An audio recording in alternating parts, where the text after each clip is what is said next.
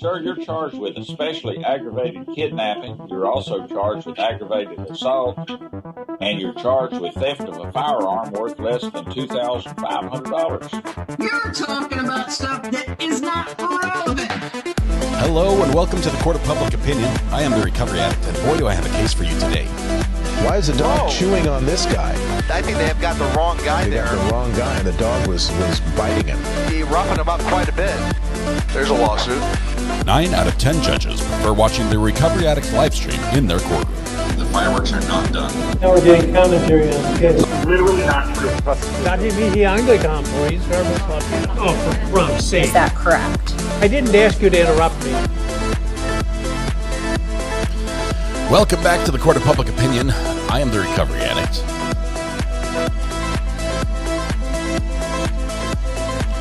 Hope your lunch is doing just wonderful, or maybe it's done. Maybe you're done with lunch already. I had to fix some buttons on my desk. Had to do a quick reboot. Oh, we've got a spam call. Hang on. Oh, we've got a spam call. One second. Hello? Hello? Yeah, I'm speaking to Dwayne. Uh-huh. Hello, Dwayne. My name is Mike from Your Choice Getaway. How are you doing today? I'm doing great. Okay, we're calling because it looks like you have an unused package that was issued to you a few years back. You can see my It package? shows you never travel. Okay. So, did you forget or did life just get in your way? I must have forgotten because I haven't been very busy. Okay, I completely understand. Well, just to confirm here, you do see yourself traveling sometime in the future, right? Could probably happen. I'm sorry? I think that could happen. Okay, so the first thing I'm going to do for you is unlock the entire package so you will have your choice of where you want to stay. Can we use a term other than package? That makes me uncomfortable.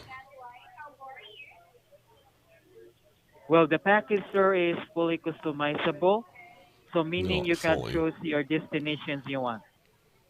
Okay. That's it. All right. All right. So we also including 8 days, 7 nights, all-inclusive flex cruise with your choice of Carnival, Norwegian, or Royal Caribbean. So it's all-inclusive. Does that So come being with that another you are- package, or do I bring my own package for that? This is your unused vacation package. We are not calling you to buy another one package. This is your unused vacation one. So the only thing remaining to your package here is to cover the booking and processing fees, nothing more. And So both then, your dates to travel. and then after that, like hands Okay. off my package. You're not going to mess with it anymore. I'm sorry? After that, you won't mess with my package, right? Well, the only thing remaining to your package here is to cover the booking and processing fees, nothing more. Okay? All right. So can you stay on the line? Let me pull up your call account here. All right. Pull away. All right. Stay on the line, sir.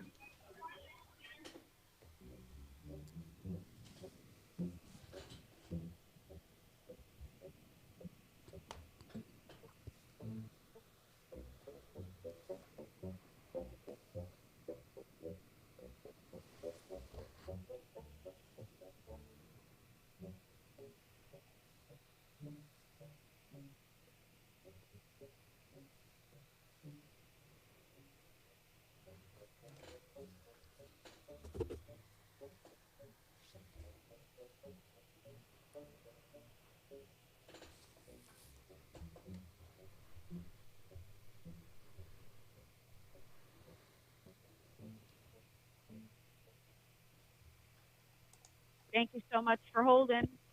Hi. My name's Eva, travel coordinator here. How are you? I'm sorry. I talked to you and you said your name. What was your name? Eva. Eva. How are you doing, Eva? I'm doing okay. How about yourself? Good. Are you the package person? Well, I'm the travel coordinator. Yes, the representative, they said that they were able to go over some details with you about the promotion, but I want to make sure we can answer any of your questions. Yeah, he was quite thorough about the package itself, and honestly, it makes me a little uncomfortable, but it's all right. But what makes you uncomfortable? Just the word package, the way he was using it, it seemed like it had some sort of innuendo. What do you mean? Well, it seemed like he was saying package, like vacation package, but he meant something else. Okay. Yeah. All right. I can go back and try to listen to that phone call and see what happened. But basically, the reason why you'd be getting the phone call is because you attended a presentation with one of our host resorts in the past. Do you remember doing a timeshare tour? Was it like a trail doctor visit or something, or was it something else? She hung up. She gone. Bye, Eva. Bye, Eva. Miss you already. All right. These calls. I'm sorry. I'm not sorry. I should be sorry, but I'm not. I don't feel bad about that at all. Maybe she can go back and listen to that call and see if there was maybe something inappropriate. I think there was. I asked them nicely to use different terminology. And what do you mean? Yeah, I'm not going to describe it. All right. Maybe she'll put me on the do not call list. Finally, only been asking for that for forever. All right. Package has been returned to sender. Good to know. All right. We are about to go back to court here in the Daisy Link trial. And honestly, the drama is not at the defense table. If anything, the drama is at between the judge's bench and the prosecution, where that's where the real battle has been going on. Although if we get past that battle, which took us halfway through lunch with some heated arguments about what should be allowed and what isn't allowed and everything the state wanted getting denied, we do begin the second half of today with Daisy Link facing the prosecution on cross-examination. So, sorry. My wife's probably going to tell me I shouldn't have done that, but I don't feel bad in the slightest. I'm sorry. I'm sorry for not feeling sorry. This trial is amazing, rock and roll. It's actually incredible. I've called it here. I don't think we are going to get to the end of this trial. I think that there is going to be a nuclear type motion at some point. Devin Daughtry just gifted 5 memberships. Thank you, Devin. That's super generous of you. Congratulations to the winners. I think we're going to have a motion here to get this judge recused. Only because the state has literally reached the point where they gave up on filing objections or making motions to the judge. They say, we can't win. It's just wasting our time and wasting the jury's time. No matter what we do, it will be denied. Anything we ask for is going to be denied. Any objection we make is overruled. I think we're coming in right now. Maybe the jury's coming in as we speak. Here we go. You can't ask to recuse mid-trial. I think they might go higher. They might talk to the governor. All right, all jurors are counted and present for. Lawyers are present as well as Ms. Link. You can have seats. Good afternoon.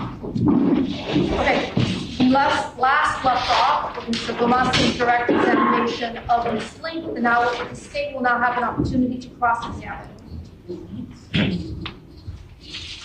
Is state even going to try? I'm Sam. Hi. How are you? Okay. I just want to get a couple things clear real quick. Pedro had committed acts of domestic violence against you in the past, right? Yes. And you him? Yes. Now, I know you said that... That's as far as you can go into that. You had to change the lock because of Pedro, right? Yes. He never had a key. So the old one. Right, but after all that went down, he never had a key? No.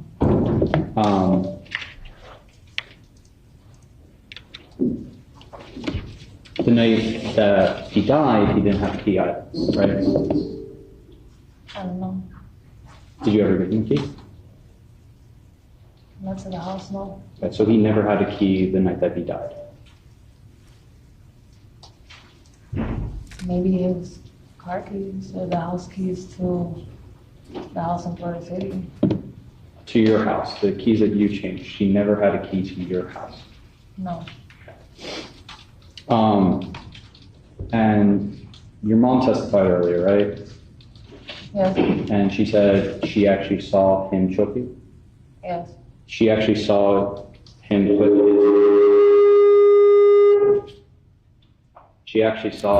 put his hands around your neck? Yes. And she didn't call the police? No, that's why she kept getting tired. You're gonna have to keep your voice up. I can barely hear. The answer was no. That's why she kept getting tired of it. She saw you, her daughter, get choked, and she never called the police? No. Your children were home, right? Yes. Her grandchildren were home, right? Yes. She could have taken those children out of such a dangerous living condition, right? Yes. And she didn't, right? Right. She just left your house, right? Yes. Leaving you in a dangerous living condition at that point, right? Yes. Pedro was so dangerous that your mom actually flew to Texas to move you out of your home and get away from him, right? Yes. But she just left you there? She got tired of the excuses. She left her grandchildren around such a dangerous man? Yes. And you said that these 4 pieces of paper were what's stopping you from calling the police? Yes. And that's that's defense exhibit F, just for the record. You could have told the police he broke into your house, though, right? I wouldn't let them deport me. He wasn't a bad guy. He wasn't a bad guy. No. Okay. Now, you killed Pedro, right? Yes. And that was in 2022, right? Yes. And we're here 3 years later? Mm-hmm. Is that a yes? Yes. Okay. Now, when Pedro was killed, he didn't have a knife, right? No. He didn't have a gun? No. You're the only one that was armed, right? Yes. You actually had the deadly force in your hands before you killed him, right? Yes. And he was never armed, right? Not that night, no. He, according to you, was just going to lock you out of the house, right? At that moment, that was what was going to happen, yes. Okay. Because you didn't want to sleep outside, you shot him, right? I don't want to keep getting hit. But you told police you didn't want to sleep outside. That's what he said to you, right? Yeah. And that was right after, according to you, you cheated on him. Or, I'm sorry, you admitted to cheating on him, right? Yes. While you were armed, you admitted to cheating on him, right? Yes. And this was a man that was so dangerous and so angry, so aggressive, you, armed with a firearm, admitted to this man that you cheated on him, right? I thought maybe that I was, if I finally told him, it would just get it over with. Okay. After you... I need to speak a little I'm louder. sorry, I said I thought if I finally just told him that it would just get it over with and he would finally, we can move on. Okay. Now, you waited to call 911, right? Yes. You knew you shot him? Right? Not at first. As you walked on camera that we saw in State 16, we heard you actually say, "You'll be fine. It's not like I hit a major artery. You'll be fine." Right? That's not what I said. Okay. Now, you hit the gun, right? Yes. You hit the casing, right? No. Knowing you shot him, you waited 1 minute, right? Before you called 911? No, You waited 10 minutes. until I got the phone. Let's wait a minute. I'm sorry. Waiting for 1 minute.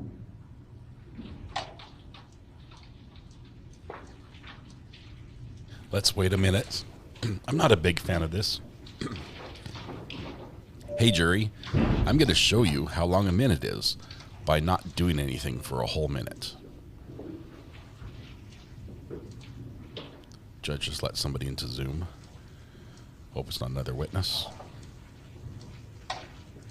See if the judge puts a stop to this.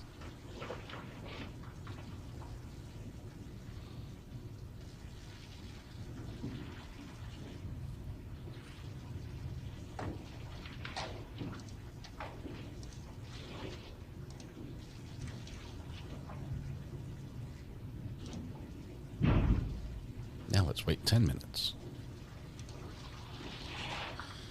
You waited a minute to call 911, right? I didn't wait. There was a 10-minute delay, right?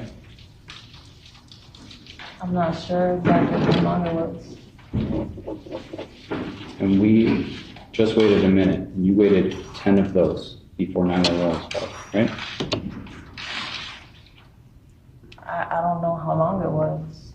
You lied to the 911 operator about who you were, though, right? I did. About how old Pedro was? Yes. You lied about who he was. Yes. And you lied about what happened. Right? I did. You actually found him before you called 911, right? I found him within that very minute. I called him. Okay. And you walked up to his body as he died, and you took his phone out of his pockets, right? I took his phone out to put the tourniquet, yes. Okay. And you took his wallet out of his pockets as well, right? No. Now, after taking his phone and his wallet out of his pockets, you walked back to that Chevy Trax, right? That rental car? I never took his wallet out. And you put the phone back in the Trax? No.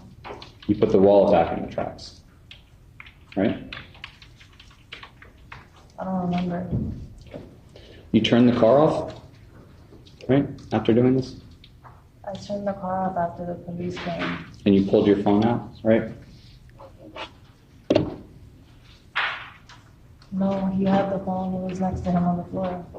And you turned your flashlight on over his body, right? No. And you turned that flashlight on even though that Chevy Trax would have lit up the area a whole lot better, didn't you? I turned the light on after I was next to him, and that was so I could see where he was headed. And you did all this because you didn't want anyone to know who he was, right? I expected for him to live, and he would have corroborated the story just for those kids. But he can't because he's dead, right?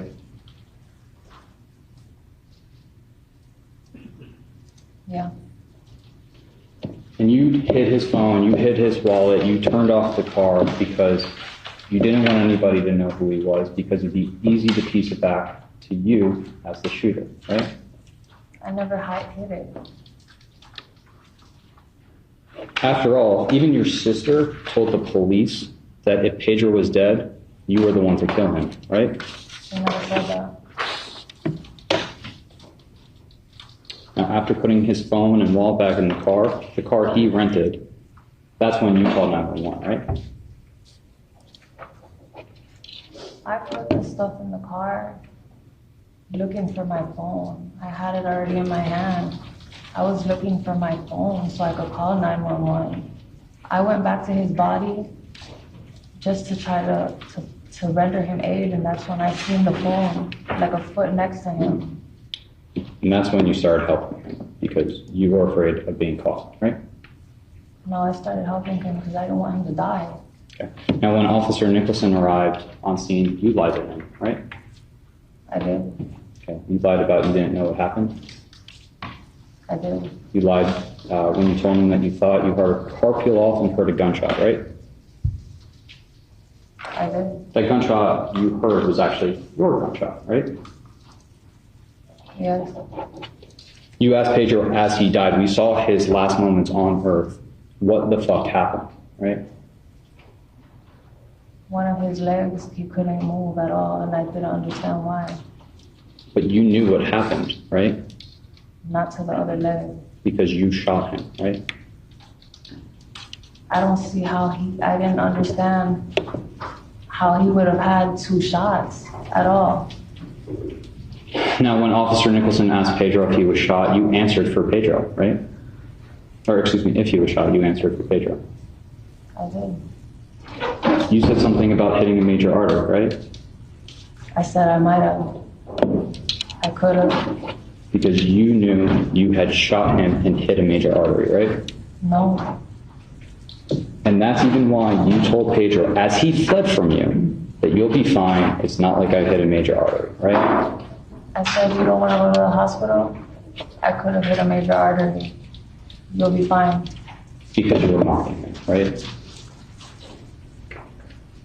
If that's how you perceive it. Now, Officer Aguila also arrived on scene, and you lied to him too, right?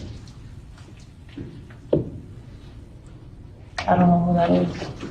You lied when you told him all you heard was screaming, right? Yes. You lied when you told him Pedro left the house 30 minutes before. Yes. You lied when you told him that Pedro had left walking by himself, right? No.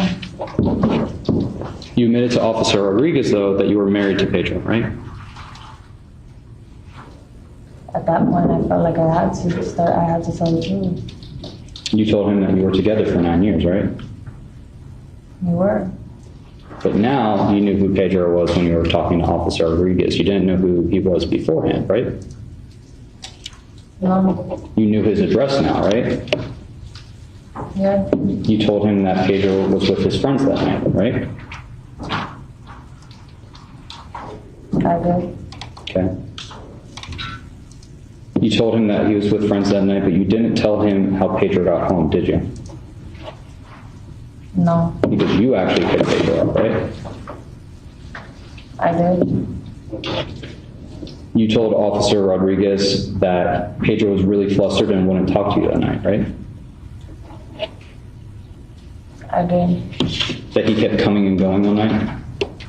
Yes. But you never said that you were scared of him to Officer Rodriguez, right? No. You told Officer Rodriguez that you could hear him wailing and that's why you drove around, right? Yes. But you didn't tell Officer Rodriguez that you had shot Pedro, right? No. You lied to him when you told him that the last time you saw Pedro was 30 or 40 minutes prior to his death, right? Yes. You lied about Pedro's friend just leaving in a white van, right?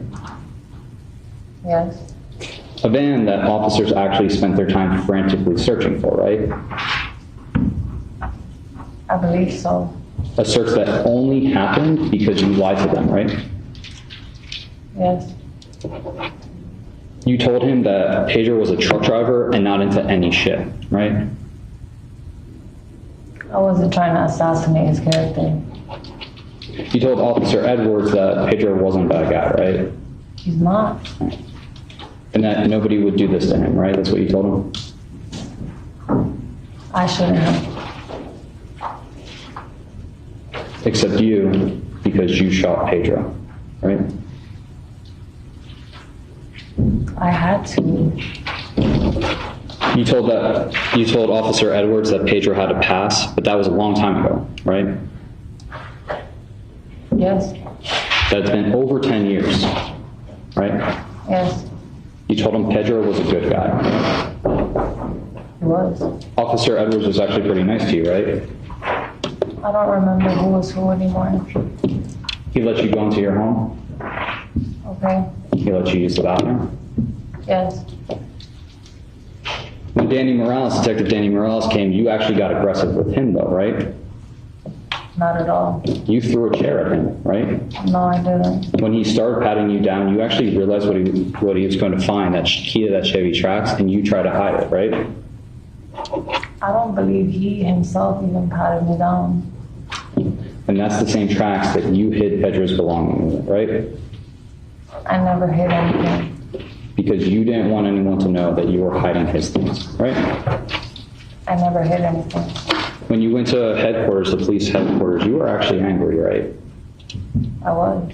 And you told officers that you wouldn't put clean clothes on, right? No, I didn't. You actually said to them that you wouldn't put that shit on when they try to give you clean clothes, right? Oh, yes. You asked them why they were treating you like you were the one who did it, right? Yes.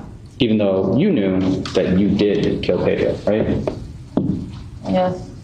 You told them that you got into a car accident, right? My truck a couple days prior. Okay. And that's what you told them the bruises came from, right? Mm-hmm. Is that a yes? Yes.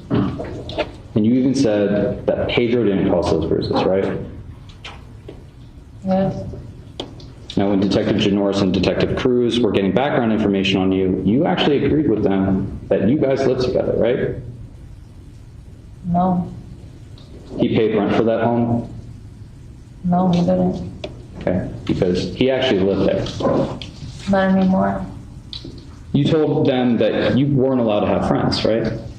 I couldn't. And you told them that you couldn't have social media, right? But I still hid it. You had an Instagram. Just because I wasn't allowed to have it doesn't mean I didn't go behind his back when he was gone and still download it. You had a Facebook. Same. And you had a TikTok. I wouldn't consider that social media. Even though you told officers, you lied to officers and said you weren't allowed to have social media, right? I wasn't allowed to have it at all. You even told officers that you weren't allowed to see your cousins, right? I wasn't, which is why we had to sneak around.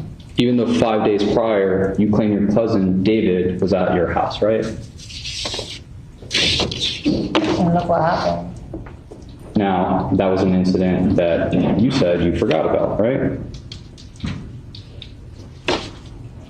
What do you mean? You weren't worried about that anymore, right? I never said I forgot about anything. And you weren't afraid of Pedro after that, right? Like I said, when he was sober, he was a good guy. He was a monster when he was on drugs. You had cameras at your house, right? I did. The cameras recorded everything, right? I did. And they captured days, weeks, months prior, right? Yes. And those cameras would capture people coming and going from your house, right? Yes. Including David, right? Yes. Including Pedro, right? Yes. You told him that he was staying at the house on and off, right? Pedro was staying on and off at your house. Yes. And you said that he actually had a severe mental disorder because he would accuse you of cheating on him and sending naked pictures of yourself to other men, right? Objection, relevance. Overruled. We're talking about the totality of the relationship. I'm not speaking about right then and there. I'm speaking to the officers about years on end, how he was. So let me ask my question again. I left him in February. If you can let me ask my question, excuse me. You said that he had a severe mental disorder. Definitely did. And would accuse you of cheating on him with other men and sending other men naked pictures of yourself, right? Yeah. And you denied that, right? To him? Yes. Yeah, previously. Okay. But you actually were doing that, right? At this point in time, yeah, I was. Okay. You told him that he would stay at his parents' house if he didn't stay at your home, right? Yes. And you also told them that's where he would stay if he didn't sleep at his, or excuse me, that's actually a house that you would stay at too, but you weren't staying at your own home, right? The only time I lived there was years before that incident. You're speaking maybe 6-7 years ago. Okay. The night you killed Pedro, he went to a friend's house, right? Yes. He was there late. Yes. You were actually annoyed that he was there late. No. You knew his friends picked him up and he went over there earlier that day, right? Yes. And because it was late, you actually told your mom that you were going to go back and pick this, quote, idiot up, right? Yes. Because you said he was probably drunk off his ass, right? Yes. He didn't ask you to pick him up. He did. He didn't demand for you to pick him up. Before he left, he did. He didn't didn't? have a way to get out. He didn't have a way to leave. He didn't threaten you if you didn't pick him up, right? No. You actually said that you went on your own and it wasn't, quote, a problem for you to go pick him up, right? Because he didn't call me right then and there. Now, you got to Enriquez's house, right? Yes. And you waited for Pedro outside, right? At first. But according to you, he was taking too long, right? Yes. So you went inside. Yes. And you weren't afraid of him then. No. You drove him after that to get here, right? Yes. And you guys were fighting about him, you cheating on him while you drove, right? As it started, yeah. And you continued lying to him about your infidelity, right? Yes. And then you went home, right? Yes. You didn't tell the police that he choked you, right? There was a lot of things I didn't tell them. You didn't tell him that he attacked you, right? Yes, I did. And you said to them that that night, all you did was argue and then laugh and then argue and then laugh, right? I told them before he was shot that he grabbed me by my hair and he threw me on the floor before I grabbed the gun. Now, after all of that, after Pedro had left, you went outside to smoke a cigarette, right? Yes. And Pedro wasn't home, right? No. He actually had left the home at that point, right? Yes. You had the gun, right? Yes. You saw Pedro, right? He crept up from the back of the house. Yeah. You admitted at that point that you were cheating on him, right? Yes. And you were holding the gun at the point, right? I wasn't holding it. It was next to me on the floor. And he told you that you were going to sleep outside that night, right? That was after he threw me on the floor. And he ran, right? He ran in my house. And you fired as he ran, right? Yes. And his back was facing you, right? Yes. He was running away, right? No. He was running to the house. After you shot him, you actually mocked him and said, "It's not like I hit a major artery. You'll be fine," right? It's not quoted right. Please, feel free. What did you tell him? I said, do you want to go to the hospital? I could have hit a major artery. You'll be fine. And it wasn't to mock him. I was speaking so fast and my adrenaline was through the roof. That was a big guy. You know what it's like to get hit by somebody that's 6'4", 260 pounds? And instead of helping him, even possibly saving his life, you actually went and hit that firearm, right? I couldn't find him at first. The gun you hid was the same gun you used to kill him, right? Yes. Then you hid the casing, right? I never got a casing. The casing that the police never found, right? It didn't look good enough. You told police, though, that you said to him right after shooting him, "Where are you going? Where are you at?" Right? Yes. But that's actually not true, right? I said something before, you can hear it in the audio. I'm not sure exactly what it was. And when Detective Janorz confronted you with what you actually said, you changed your story, didn't you? I didn't change it. I just honestly was lost. You said you could only remember bits and pieces at this point, right? Yes. That you don't remember saying anything to him, right? I didn't remember saying anything at first. But that's actually not the only time you changed your story about what you said to Pedro after you shot him, right? I'm not certain. Okay. Because you said you had called out to him and said you'd take him to the hospital if he really did hit him, right? I did say that. That's not what you said, though, right? I did say that. Because you were angry, right? But I did tell him that I was gonna take him to the hospital. And you were mad as hell, right? I was. You shot Pedro as he ran away, and you killed him, right? He didn't run away from me. I have no further questions. All right, can you redirect? That's right.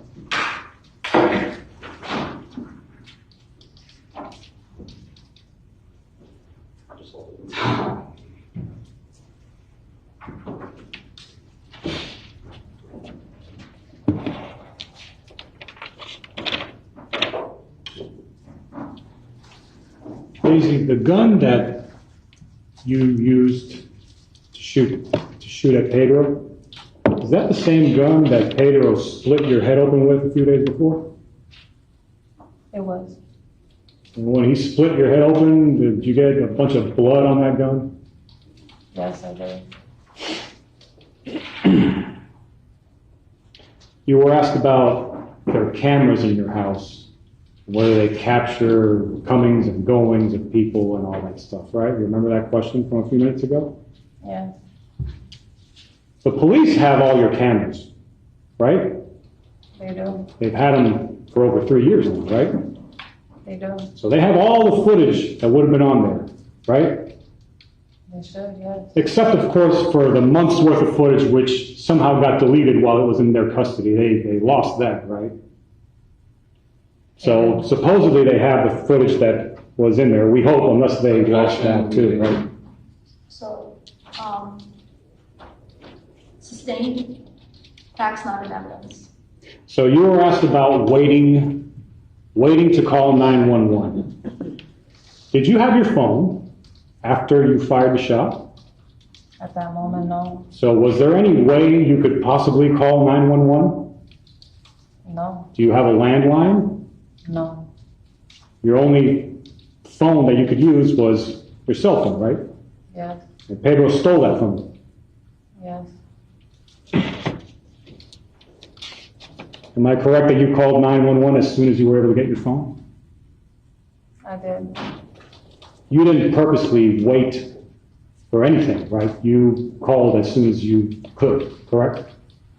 Yes. Little leading there. Now, you were asked whether or not Pedro had a key to your home. To your knowledge, did he have a key? No. But you said that he had also taken your purse, which you realized at some point, correct? Yes, he did. Had he also broken a window to gain access to your house, to your knowledge? Yes, the window in the kitchen. We know that Pedro wasn't found to have a gun after he got shot, right? Right. But to your knowledge, did Pedro have a gun? On him? Or? Not on him. Did he have a gun? Yes, he did. So, as far as you knew, he owned a gun, he had access to a gun, correct? Yes. The gun that you used to fire at Pedro, it's the same gun that, as you mentioned earlier, that he beat you over the head with a few days before, right? Yes. He also discharged that firearm and took a shot at you that day, right? Oh, good answer. Yes, he did. Took that gun, aimed it at you, pulled the trigger, and fired, but luckily he missed. Objection leading. Okay, hold on. Sustained, he's gonna ask another question. Did Pedro take a shot at you? He did take a shot at me. He was aiming at you? I would assume so. You had your back turned to him, right? Yes, I was running away. And you heard the shot, We all heard it. but luckily the shot didn't hit you. Yes. And after that shot missed you, he proceeded to beat you even more over your head, right? He began to bludgeon me.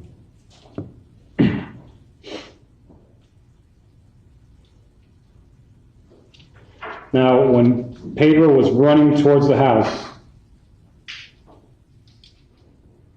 before Pedro started running towards your house to lock you out, he yelled something at you, correct? Yeah. What was that? That he was gonna lock me out the house, that I was gonna sleep outside, and that go ahead, I'm not scared to die. I'm ready to die, kid.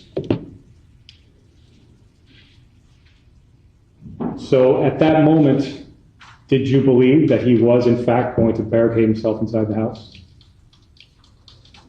I knew he was gonna go in the house.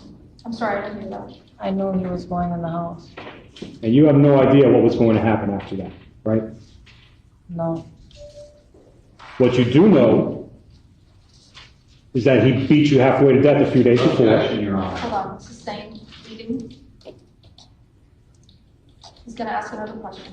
You still had fresh wounds on your head at that moment, correct? Yeah. And those wounds came from where? From Pedro. From how long before? About 3 days prior. Okay.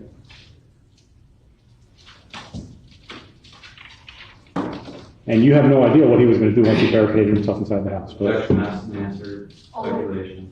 Overruled. Right? No. What I thought he was gonna do. Hold on. You answered no. You can follow up with the question. You didn't know what he was going to do. No. At that moment, Pedro had been asked to leave how many times? Approximately, I would say 4, 5. He did not live there, right? Not at that time, no. That was your home, right? It was. You have a right to invite or disinvite whoever you want from your home. Counsel testifying, pleading, falsely. Sustained. He's gonna ask another question. Who decides who gets to come inside your home? Who decides who gets to come inside your home? It's a different question. Overruled. You could answer. You would assume me. You, right? Yes. Because it's your home. Yes. Was it anybody at that moment, that night, was that home, did it belong to anybody else other than you? No. Did anybody else have the right to decide who comes into that home other than yourself, to your knowledge? No.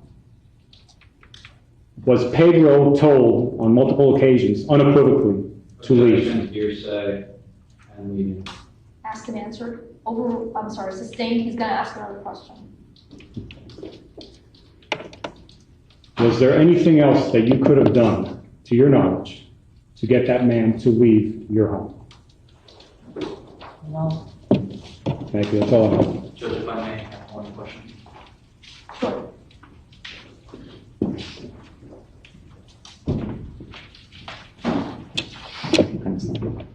You could have called 911 and had him arrested, right? I didn't have my phone after the fact. Thank you. All right, Ms. Lynch, you can step down.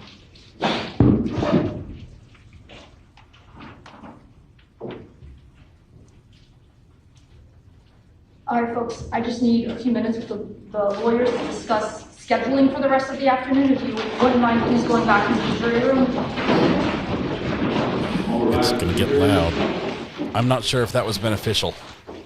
I don't know if that was a net gain for defense or not. I will tell you the prosecution handled that very well on the cross-examination. I think they scored more points, pointing out the areas where it just doesn't seem logical.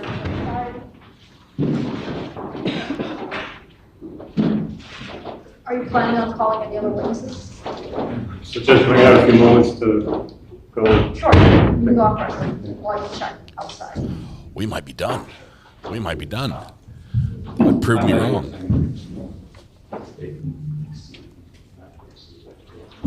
Are you planning on calling other witnesses?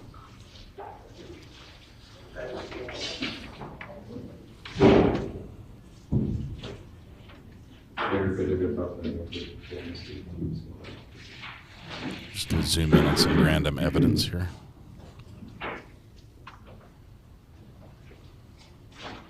That's autopsy photos. Thanks for that. Shows the bullet went in the heel of one leg, came out the thigh of the other. There were 4 holes on his body from that single shot.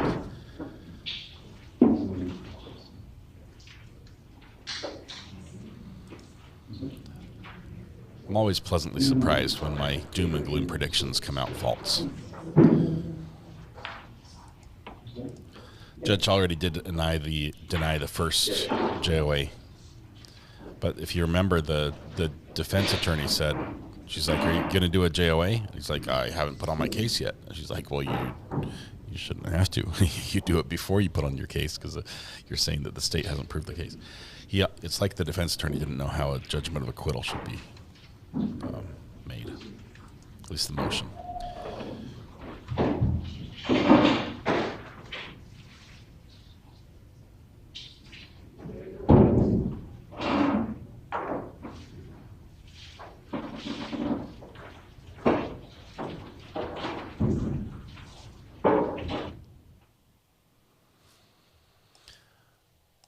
Don, I'm sorry.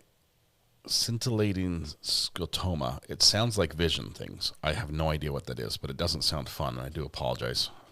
I can read everything to you if you'd like. Actually, I wouldn't. It would be able to go. It's way too fast. Let's see. Prosecution can ask for the judge to be removed, and they can put in an emergency motion to the High Court for interlocutory appeal. They can. There was another case with this judge, with Joe Martinez, who was the suspended Miami-Dade commissioner. His defense team filed a motion to disqualify this judge during jury selection, but the Third District Court of Appeal denied that one as legally insufficient. So it's a rare move, but it's something that could be done. I'm not sure if it is a factor that the trial actually began after the jury was selected. That's usually like a marking. It's a waypoint, right, in the process. Once the jury has been seated, that's a little bit different. Any proof of hole in the house? I think the neighbors heard the shot and called the police and said that's what happened. So I believe that was a true story, at least as far as the gun being fired. As to who fired it, whom, I don't know.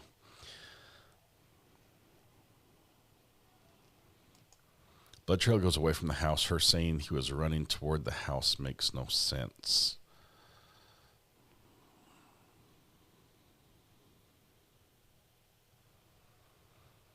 I'd have to look at the little drawing again. I thought he ran past the door and around and back up the other side. This is a case of stand your ground, not guilty. I don't know. My training with firearms drills it into me that there are times when you can shoot in self-defense and there are times you can't. And generally, when you have a nice, good broadside of somebody's back and they're walking and they're leaving the scene, they're going away, that usually falls in the don't shoot category. There are very few exceptions. Obviously, you've got some defensive others, things that might come into play there, but that wasn't argued here. So.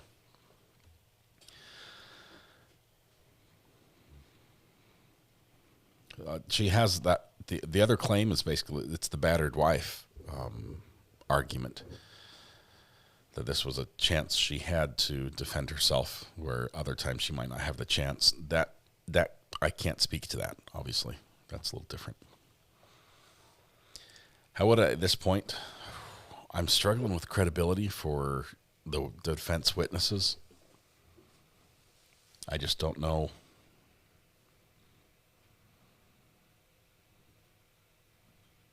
If they call in Daisy's 11-year-old son and have him testify, which I don't think they're going to do, he has been deposed as of yesterday afternoon. He's going to be impeached quite soundly by the prosecution, and it's going to expose a major weakness in the defense. I don't think they have. I see in the defense witnesses the same thing I saw in the corrections officer witnesses in the previous trial. Right? Collusion, collaboration, coaching, the 3 C's. It really does damage the credibility in my eyes. Did they do victim toxicology? I think they did, and I think drugs were found. Let's see.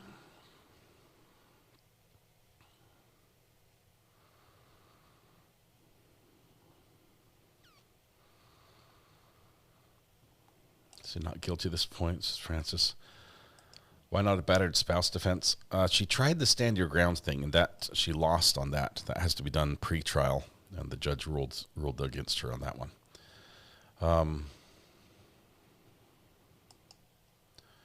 Around her house with her kids. Brandy, when I was saying that he was running around the house, it was literally I'm talking about an exterior circumnavigation of the house. It's like outside, running around in the yard to assumedly escape the shooter who was behind him. I don't know if they did toxicology on her.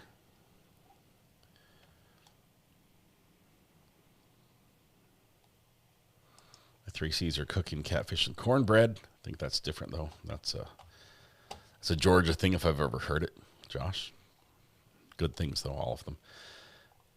A healthy amount of drugs were found in his system. Oh, man. I remember that.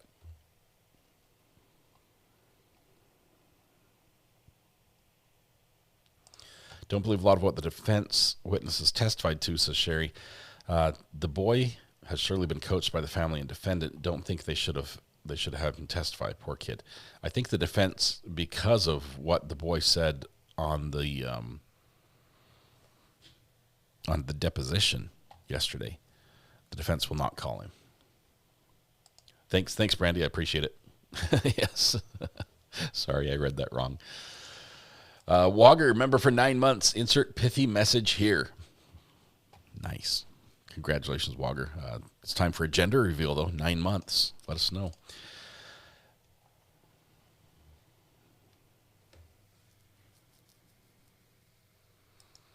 I agree, except we got to hear a lot of hoopla late yesterday that the jury didn't hear.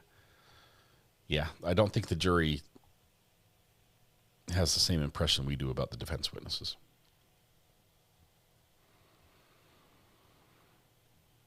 State calling the boy will look bad in the eyes of the jury. I believe it will, especially if he just melts down. 11-year-old, that is too young to be questioned in a hostile manner in front of a jury in court with your mom's life on the line, basically. That's really bad. Is this death penalty? No, it is not. It's a life in prison, I think.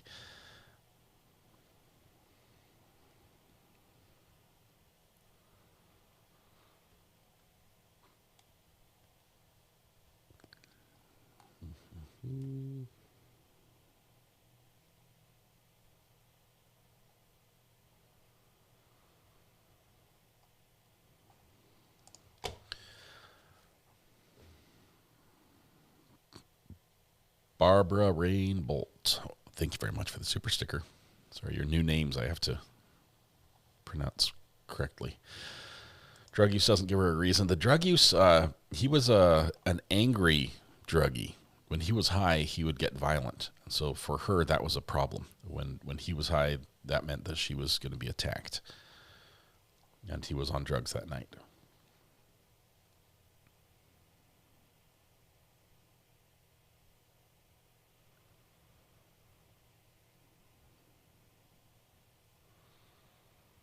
If the mom got convicted, the boy would think it was his fault. Yeah. I want her old names back. The way YouTube rolls things out, this is like a techie answer, but not everybody who is on YouTube as a content creator uses the same YouTube server. They have server farms. So when I connect, my live stream goes through, it might go through a certain location or a certain server. And maybe my account is tied to a certain batch of servers. As they upgrade things, they upgrade them a little bit at a time. So not everybody gets the same upgrade at the same time, or downgrade as the case may be. And so you might see some accounts out there that the live streams don't have the new names, and some accounts where they do. Just depends where they are on the rollout of that implementation.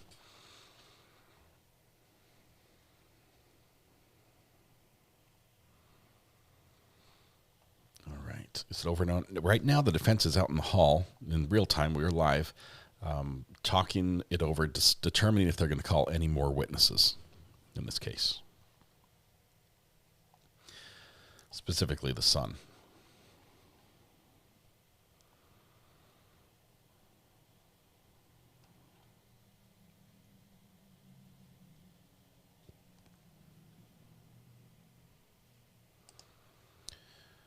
See, Trayvon Martin. Whew, that was a hot button case for sure, Laurie. Was that Florida?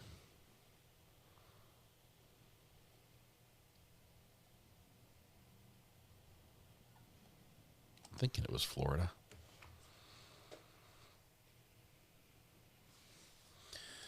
If we boil everything down, says Megan, maybe not. She shot him because she didn't want to sleep outside. That's what she told the police. Trayvon was in Orlando. Twubble, your name's working. It's an interesting case and maybe overcharged. I don't. Had they gone with like first degree murder, premeditated, I would say that would be overcharged in this one for sure. But I think they've got a chance of conviction on all these charges. Was there a verdict in the fan trial? Yes, there was, Patty. We watched it. We had a court watcher, Legally Blonde. Sorry,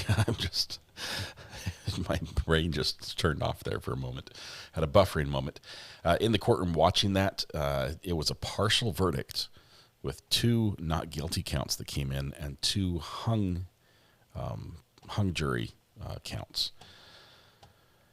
But it was hung in favor either wildly or marginally of the prosecution, so for guilty. There was 1 holdout for not guilty on 1 count and 5 of the 12 on the other. I did buffer. It was rough.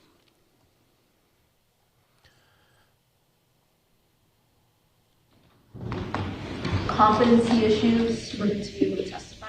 The only concern that I have, because I did speak to him, I think I agree with Mr. Tomasi. He is a very bright young man. The only concern that I have is he said that he has ADHD, and he left his medication at home.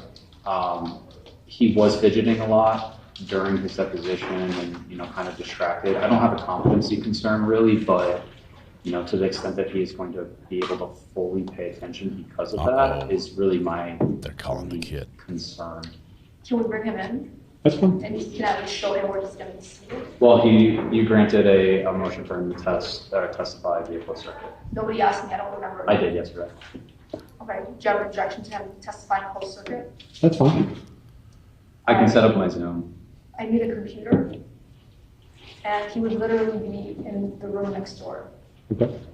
We would have to use this Zoom and... Well, Judge, I can actually put it here, and I can have the computer fit.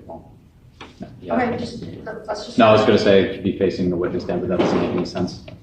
Sure, let's just set it up now. There will be no one in the witness stand.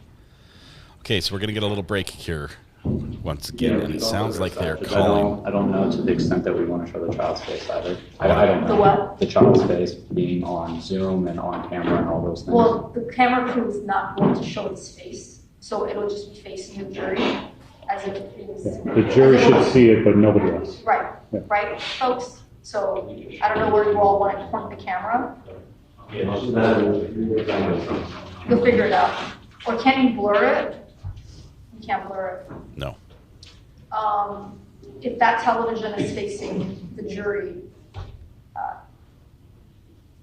wouldn't that also hide it, angle-wise? I mean, as long as the camera's not looking at it, that's all I care about. Yeah. I mean, is it possible for you to lower the camera while he testifies? All right, Mr. Tomas, who's with him that will stay with him in this back secure area? Is it going to be his... So, he's an 11-year-old. I understand. I would suggest Laylene. Okay. Yeah. And Josefina and Crystal can stay. And I don't think anyone's calling Laylene back, right, as a witness? No, but I mean, it's the same issue, Judge. I would ask that a court staff or something like that sit with them. Why would we do this? Mr. Octala, Mr. Tomas, Laylene, and the witness can all go into the back room together. We'll turn on the Zoom.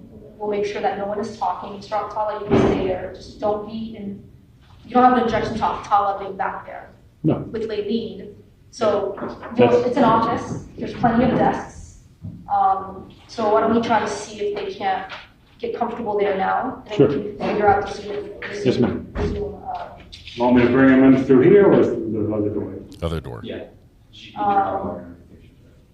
I leave it up to you.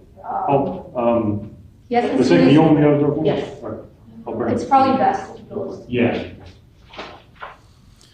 All right, we now have a child. I'm not sure which child. There are two.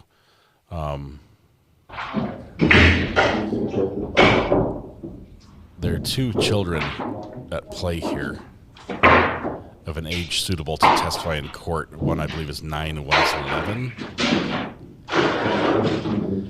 And defense has called one of them.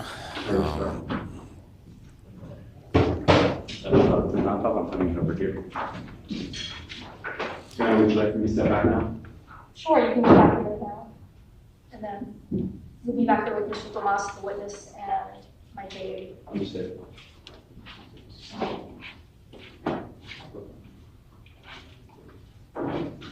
I think that you're going to put Zoom right there. Nice.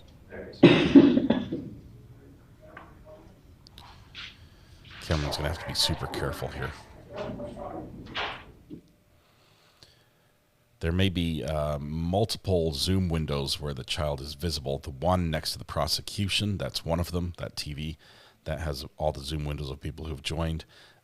Now we have a big TV right next to the camera that will have the child's face on it as well, that the jury can see as he testifies.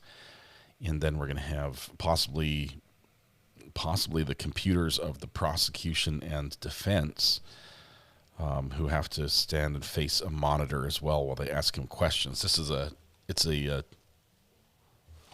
bit of a minefield for camera work, but that's the lesser of the two issues right here. Just this kid and the effect this will have on him is huge. Prosecution is not calling him. This is the defense that's calling him, and it's a bold move. I'm sure it might, foster a little bit of sympathy from the jury. The jury's going to be instructed that they can't make their decision based on that, or they should not. But I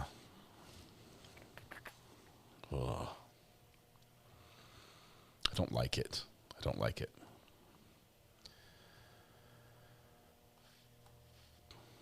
Especially knowing that there's going to be some cross-examination. Yeah, it might stay on the sign. We might get audio. I believe we'll get audio. We've only been told that we're not going to show the face.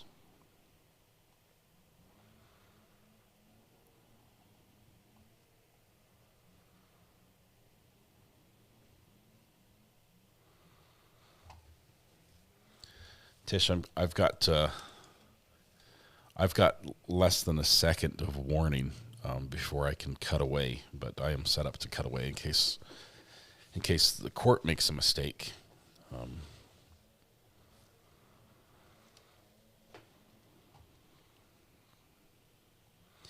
Isn't it crazy to even get audio? The courts are like 50-50 on that one. Sometimes they say no audio, and sometimes they allow audio but no video.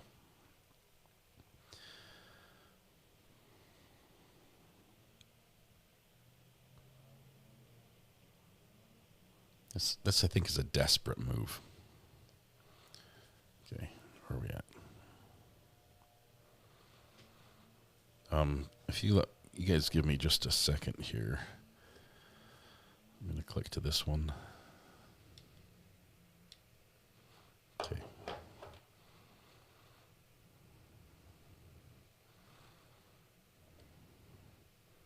All right. And now I've got about a second and a half of delay, which should be enough as long as I'm on the ball.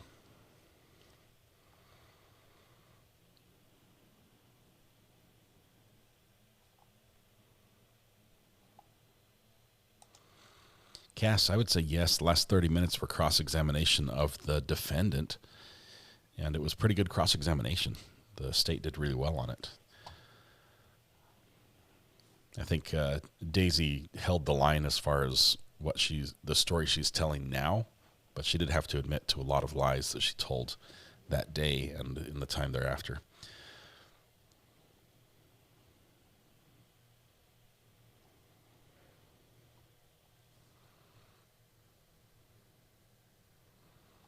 we're waiting as they set up the equipment, all the computers on the sound. This is a bit of a. It's highly likely that we will not be able to hear very well, as well. So there's that as well.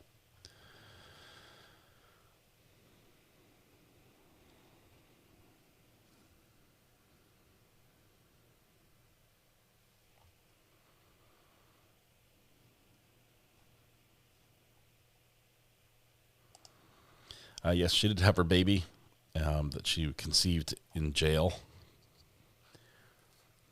in her solitary cell. But I believe it's in custody. It's being raised by the father's parents or grandparents. I don't recall.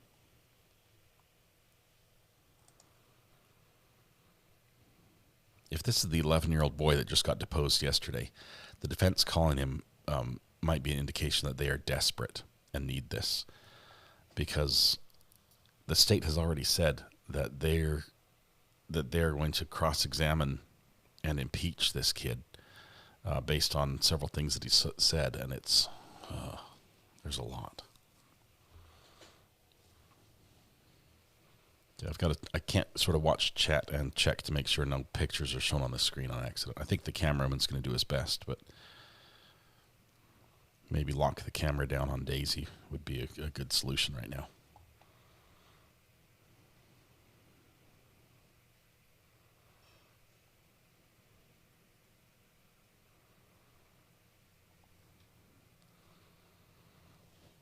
In cross-examination, this kid is going to have to admit that either his mom is doing a bad thing or his family is, the relatives are doing a bad thing. Because they've got the impeachment material in spades. All right, back on the record. Lawyers are present except for Mr. Alcala. Mr. Alcala is with PJ, who's supposed to testify later on. Well, in just a few minutes. Before he does that, we're looking at it, just turn this camera off and sticking back with the. Sure. Mr. Tomas, there was some talk earlier about the state calling him as a witness regarding impeachment of other witnesses that has testified. Do you remember that?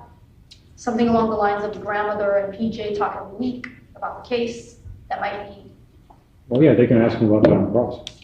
All right. I just didn't know if there was going to be a proffer on your end as to what he testified to and a request regarding what should be introduced on cross-examination, explored on cross-examination, or something that needs to be explored if the state needs to call him as their own witness. Judge, so long as I'm able to ask those questions, I will not be calling him as a witness. Okay. Just keep in mind he's 11. I understand from both parties, you all have met him, he's bright, but you probably should ask questions and object a little slower, and I'll do my best to also keep it clear.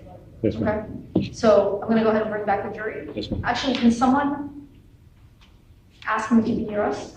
Can he see us? Hold on 1 second. He should be able to.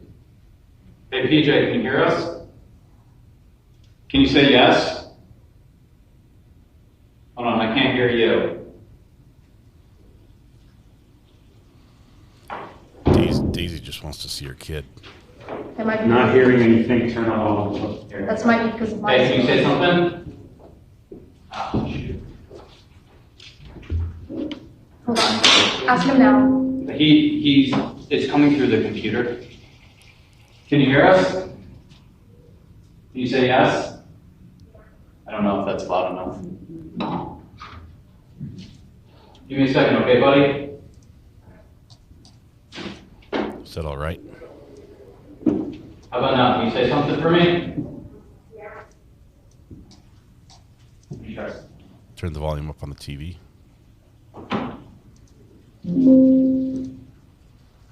How about now? Can you grab Jared?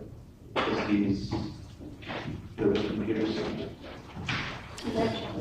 He can't see his mom. We're just having some problems with the computer, okay? Might need your help.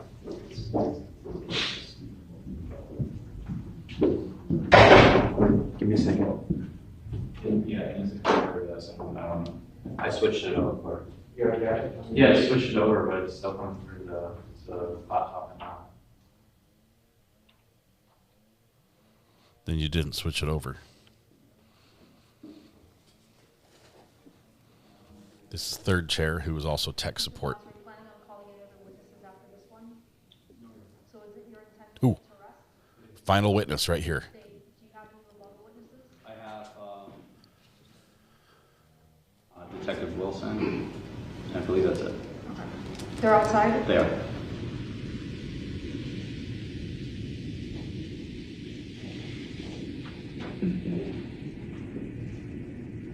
Hey, can you test for me real quick? Yeah. Okay. That's better. Is that work for you? If he can't hear us, we'll just, I'm sorry, if there's audio issues, we'll just ask him to keep his voice up. I can try one last thing, and then if not, I'll swap back phones. Can you just tell him to say something? If you could just say a quick sentence, okay? Like, hello there. Hello there. That's perfect. Thanks, man. We're good, try? No, we're good. Okay, we're good then. I'll take it. Is there a way to put the shades down behind him? Yeah, I can go there for the shades.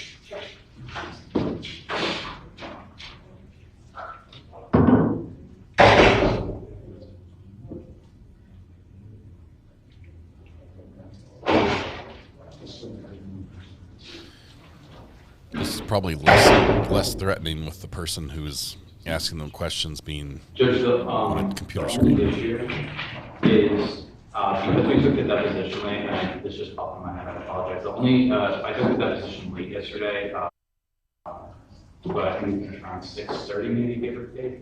I put in a rush request for his deposition transcript. I don't have it, so if he testifies differently than what he did yesterday, I have a video of it. Mr. Tomaso there? Yes. If you all can't agree on impeachment, we'll just take it from there. Sure.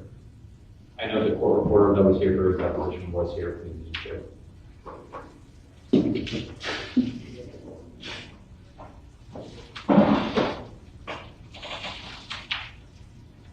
All right, that's better. Okay, let's go ahead and bring in the jury. All right, the jury.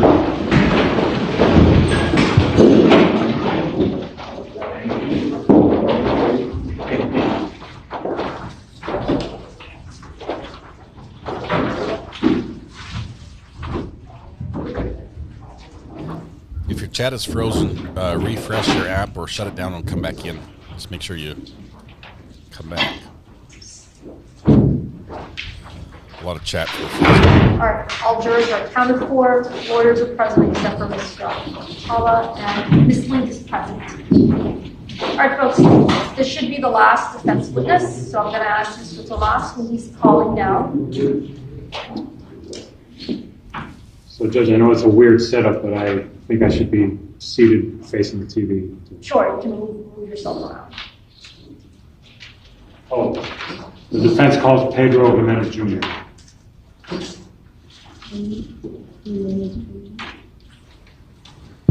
Pedro, can you see me? Can I tell him to raise his right hand? Oh, can you raise your right hand? Can you raise your right hand for me? Do you solemnly swear to tell the truth and nothing but the truth? Say yes. Yes. Okay. Coaching? Right, so, say yes. Pedro, can you tell us your full name?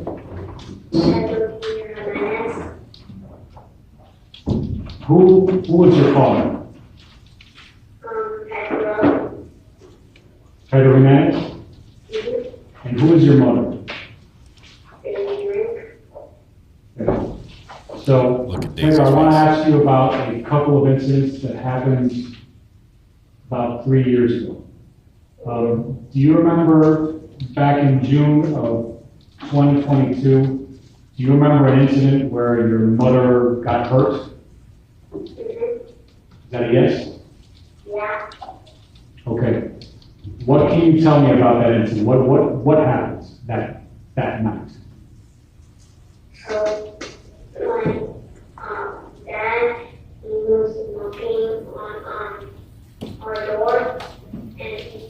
to lock, and my mom walked into who it was, and when she saw it was him, she didn't answer the door. She was mad. The door was unlocked, so he opened the door, and then he told he yelled at my mom. He said, "Are you cheating on me?" And my mom said, "No, this is my cousin." And my dad pulled a gun out from his back pocket, and he pointed the gun at my mom, and he fired a shot, but he missed, and then he grabbed my mom and started hitting her head over and over with a gun, and my mom smacked it out of his hand. And then David kicked it away with him, so that gave my mom and David time to it gave my mom and everybody to get out of the house. Okay, so I want to back up a little bit. You mentioned somebody named David. Can you tell me who David is? David was my mom's cousin. Your mom's cousin? So David was at your mom's house that night? Is that a yes? Yeah. Can you tell me who else besides your mom and you and David, was there anybody else in your mom's house that night? Yeah. Who? It's David's kids. How many kids did David have with him? 4. 4 kids? And what about your sister? Was she there too? Yeah. Okay. So it was you, your sister, David's kids, David, and your mom were at your mom's house, correct? Mm-hmm. And at some point, your dad showed up, right? Yeah. Yes. Okay. Now, at some point, you said that your dad was beating on your mom. Was he hitting her with something? Yeah, he hit her with the gun. With the what? With the gun. Okay. Do you know how many times he hit her? Like 5 times. At some point, did he stop? And only when my mom knocked the gun out of his hand. So after the gun was knocked out of his hands, do you know if he ever got it back? Or if your dad ever got the gun back? Yeah, he did. Okay, and what happened when he got it back?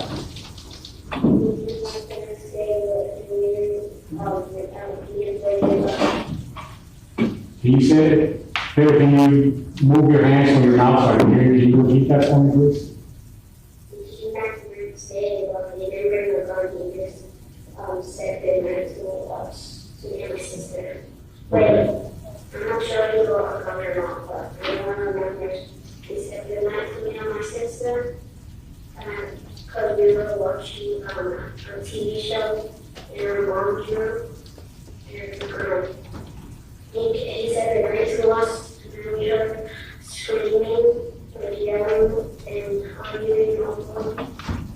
And right there, he started getting aggressive, and my grandma said, stop, I'm running, and my dad, he bolted out the door, and he said, no, I'll lose my career.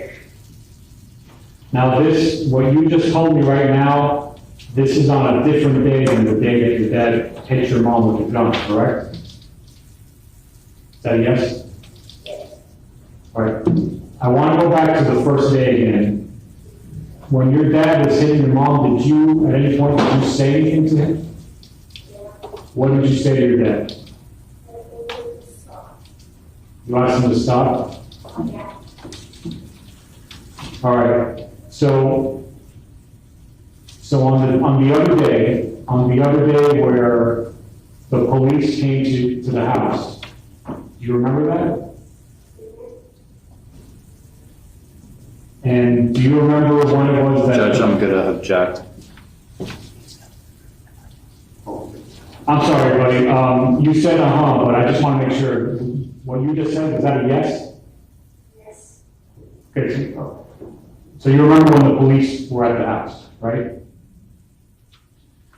Do you remember when the police took your mom? Yeah.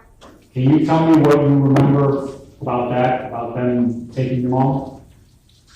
So, me and my sister, well, actually, I woke up to screaming from outside, and I woke up my sister, and I told her, do you hear that? And she says, yeah.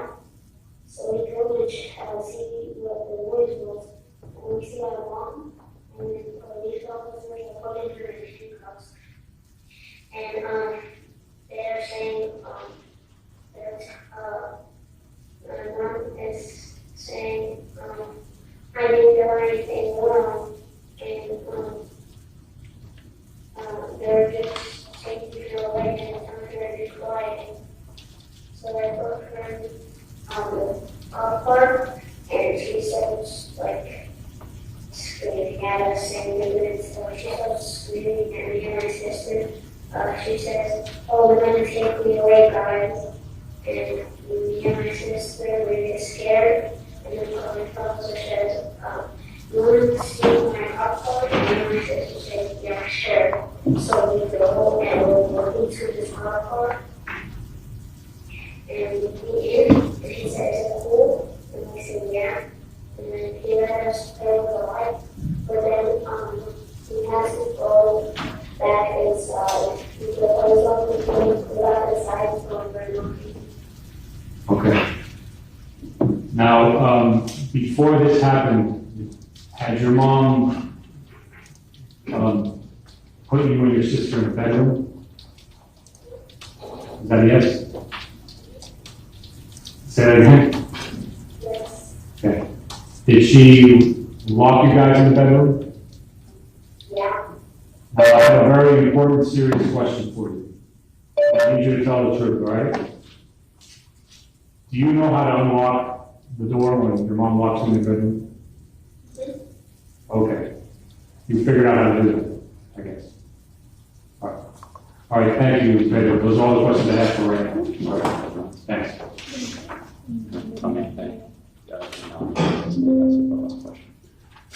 Sorry, buddy. You just nodded a moment ago. Is that a yes?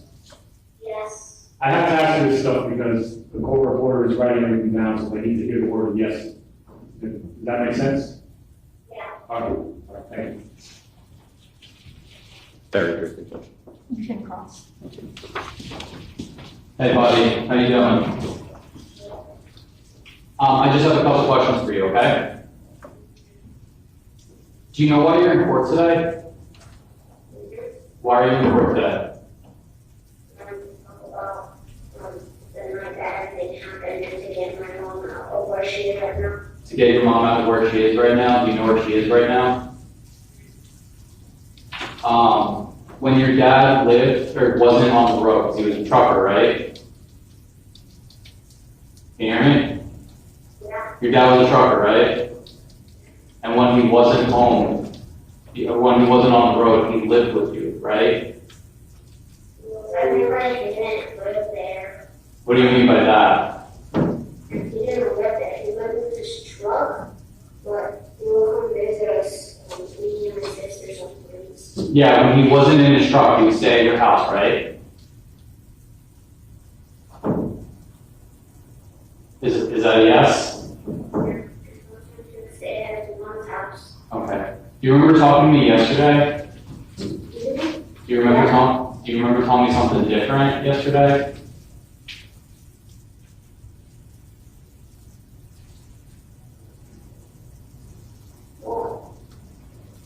Do you? I'm asking you. I can't answer for you. Okay. You live with your grandma right now, right? Is that a yes? Yeah. Sorry, you remember my friend from yesterday with the long hair?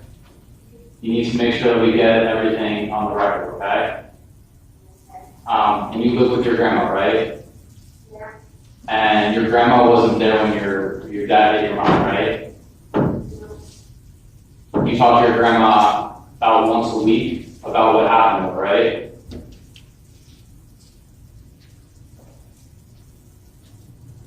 So yes? And sometimes you forget about what happens up there, right? And when you forget about that day, your grandma tells you what happened, right? Even though she wasn't there, right? Okay, no further questions, which... Can you redirect?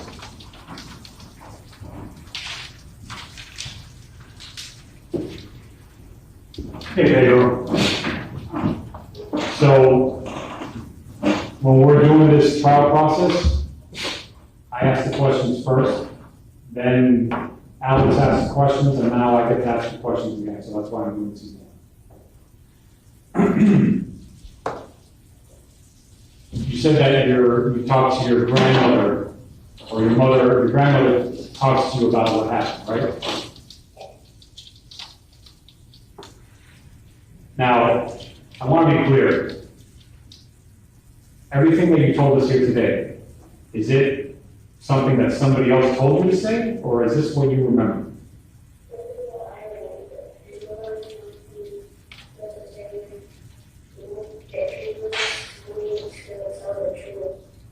Okay. So, when you were asked a moment ago about your grandmother correcting you, what are we talking about when you said that?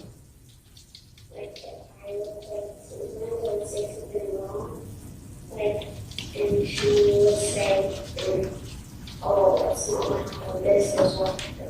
Can you give me an example?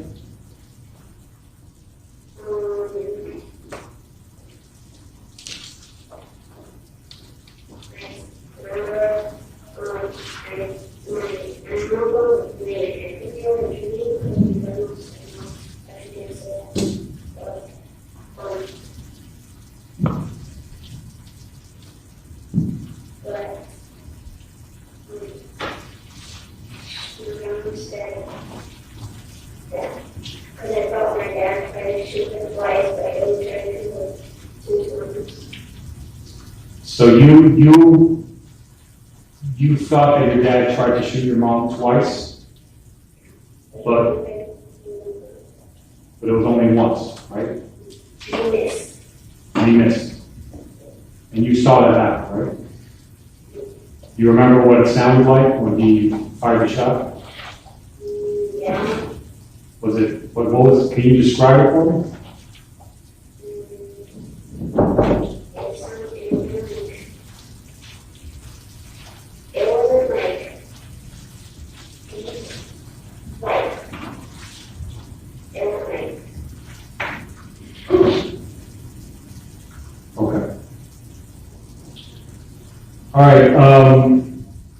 All right, thank you for answering my questions.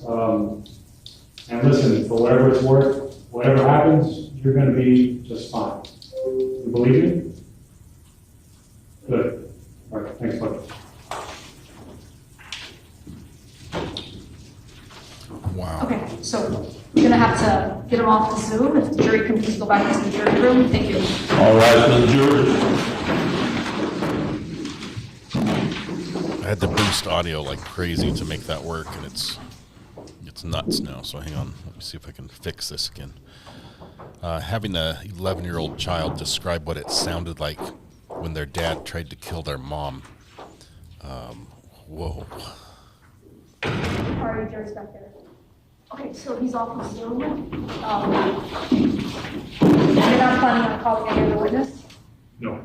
All right, Ms. Link, I think the only other witness that you and your defense wanted to call is David Perez. We talked about it this morning. He's not here. He's not planning on being here. So at this stage, I gave today as the deadline for the defense to call their witnesses.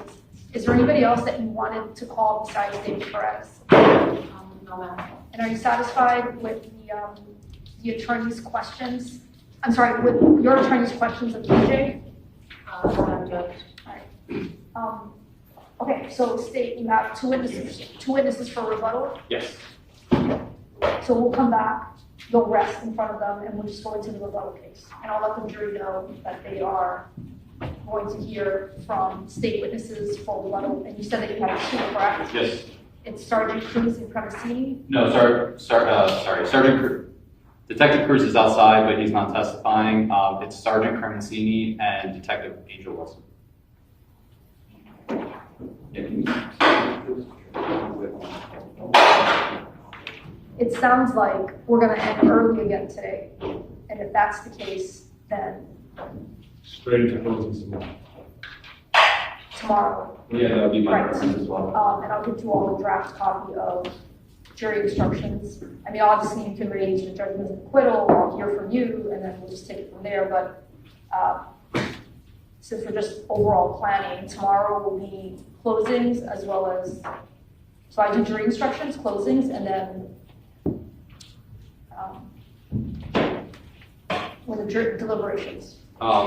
Just for planning purposes, tomorrow, should the jury come back with a guilty verdict, there is a big issue that we need to do as well. I can send a proposed copy of jury instructions that have been used in the past for that. Okay, please do that. Yeah. And then you have the certified copies of the judgments and sentences? We have, what I believe we need to prove, our verdict. So it sounds like I'll take a 20-minute break if they do come back guilty on something, and then we'll discuss it then. Yeah. But we'll at least, me and Mr. Tomas will have those proposed jury instructions. And like I said, I'm gonna give you all jury instructions on my, all right, I'm gonna bring the jury back there. All right, so the jury.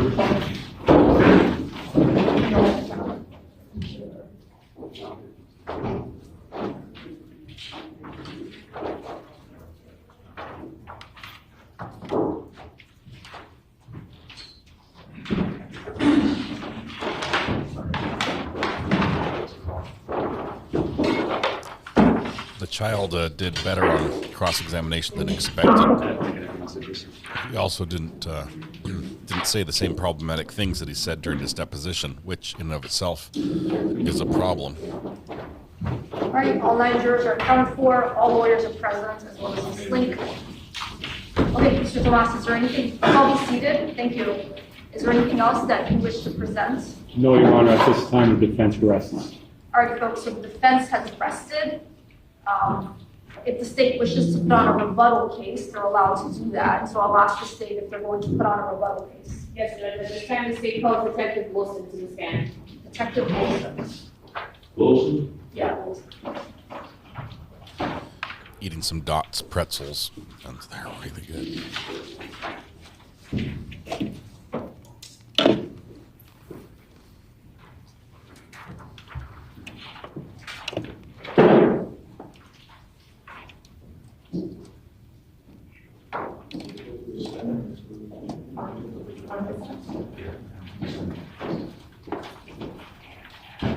No, over here, sorry. Jeanette? Yes, sir. I'm sorry, raise your right hand. You swear or affirm that the testimony about to give a jump of the truth? I do. Thank you. You can come around here. Watch your step up.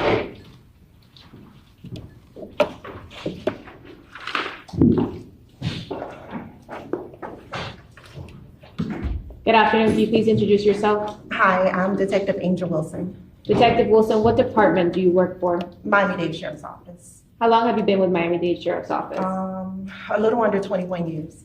And what assignment are you currently assigned to today? The Homicide Bureau. Back on June 25th, 2022, what was your assignment? I was assigned to the Special Victims Bureau within the Domestic Violence Unit. Now, do you know the defendant Daisy Link in this case? Do I know her? No, I do not.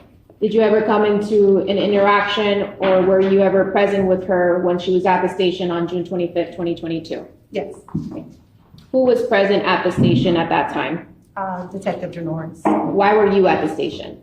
So in homicide, they have like a ride-along type of thing that they allow you to do if you are slated to come over to homicide or if you have interest in becoming a homicide detective, kind of like a shadowing program. So you were shadowing? Yes. Were you shadowing anyone in particular? So essentially, I was shadowing on a different squad, Sergeant Goldberg's team. However, Sergeant Waite's team at the time had got a fresh case. So I went over to go watch the interrogation. Okay, and who was at the interrogation? Who did you go watch? So Detective Cruz and Detective Janoris. Was the defendant Daisy Link there with them? Yes. Now, did there ever come any time where you and the defendant were together at any point? Yes. Please explain. So in one incident, I believe I assisted with putting cuffs on the defendant for the purpose of either the bathroom and or fingerprints. And I also went with Detective Janoris to do, to take her to get fingerprinted as well as to use the ladies' room. So let's talk about when you went to go with her to get fingerprinted. Who was there with you as well as the defendant? Was there anyone else there? Just the individuals that work in that area. So who did you go with besides the defendant to go fingerprint? Oh, I'm sorry, Detective Janoris. Okay. Was she there the entire time with you? Yes. Okay. When she went to get fingerprinted, did you say anything to her? No. Did she say Not that I anything to recall. you? Sorry, go ahead. Did she say anything to you? No, not that I recall. All right, let's talk about the incident. You said you also went with them to the bathroom. Yes. Was Detective Janoris with you the entire time as well? Yes, she was. Okay. And what happened at the bathroom? Detective Janoris and I were having a conversation. She was asking me where do I work, and I told her that I worked in the DV unit, and we talked about possibly taking a previous class together because she looked familiar to me, and so I was trying to figure out where I knew her face from. When you guys were having this conversation, where was the defendant? In the bathroom stall. So is this a conversation that she overheard? Possibly, since she was in the restroom with us. What happened when she came out of the bathroom stall? She asked me, or alluded to me being a domestic violence detective, or asking me was I. Okay. And what did you respond? I told her that I was. Okay. And anything else that she asked or you said to her? She proceeded to talk about being like a victim of domestic violence. And what did you say to her? That she needed to talk to them about that she needed to talk to them, meaning the detectives, the homicide detectives. Did you try to continue that interaction that she was trying to get you to speak to you about? No. Did you at any point discuss anything else with her? No. Okay. No further questions, Judge.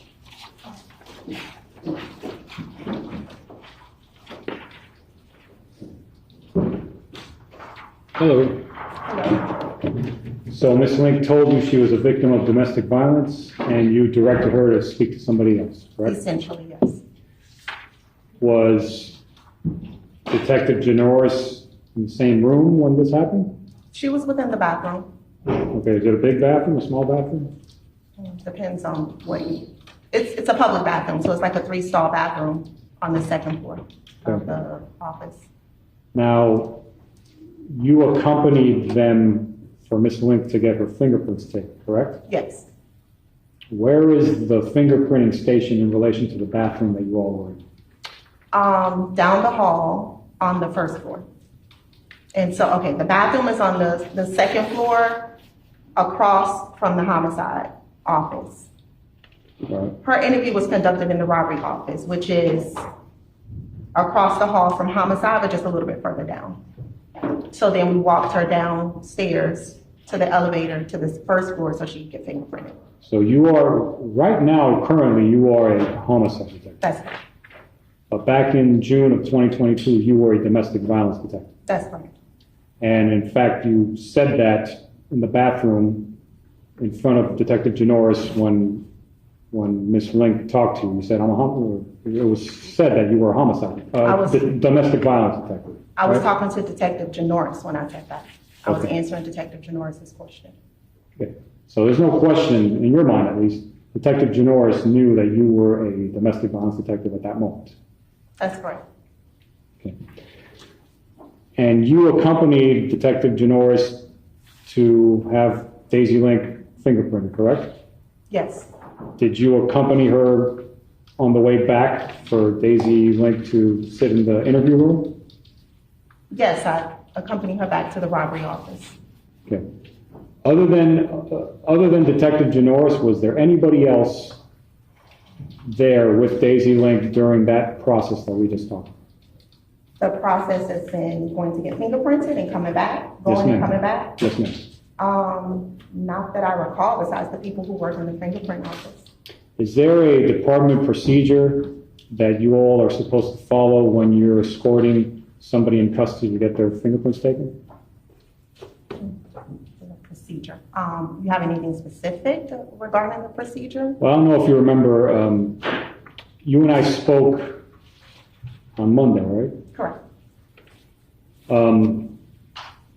So what I'm talking about is, as far as when you're taking somebody to get fingerprinted, is there something you're supposed to do? Is it supposed to be 2 people escorting her? Can 1 person escort her? How does that work? There's usually at least 2. Sometimes there's more, depending on if the person's combative or whatnot. I've seen more than 2 though, but at least 2. Okay, all right. So you were, even though you were shadowing, you were asked to accompany for that purpose, correct? Yes, I'm essentially still a police officer / detective. Now, as a homicide detective, as part of your investigation, it's important to make notes of things and document as much as possible so that you have a full picture and so that the investigation is complete, correct? Yes. And part of that is listing all officers who take part in the investigation, correct? Somewhat, correct. Like, for example, if you're at a crime scene, isn't there a list where all officers are supposed to document, getting to the crime scene, leaving the crime scene, what they did on the crime scene, things of that nature? I think you're referring to like a crime scene log. Our department doesn't use a crime scene log. The officer who responds initially will document what other officers was dispatched, and it'll be listed in the report, but there's no actual log that we use. And other than documenting who's involved with what in the investigation, there are many reasons for that, correct? I would assume so, yes. Okay. One of the reasons is you want to have a thorough and well-documented investigation, right? Yes. And you also have certain obligations that you need to turn over to the state attorney's office, which they in turn need to turn over to defense of the person being charged. So that plays into everything as well, correct? Yes. Okay. Do you know why it was that you were not listed as a person, someone involved in this case until this past? Speculation. I'd like to finish my question, please. What did I miss? Sorry, there's a guy. Do you know why it is trying to shut that up my you were internet. not listed as a person having information on this case until 3 days ago? No, I wouldn't know. Oh, you can answer. No, I wouldn't know why another person didn't do something. So you would agree that you should have been listed from the beginning, correct? I've also not listed in some of my reports before. It could have been human error that you forgot to list it Human error is inevitable, right? at some point in time. But would you agree that the correct thing in this case would have been to list you and list what your role was in this case from the get-go as it was done with every other officer? Yes?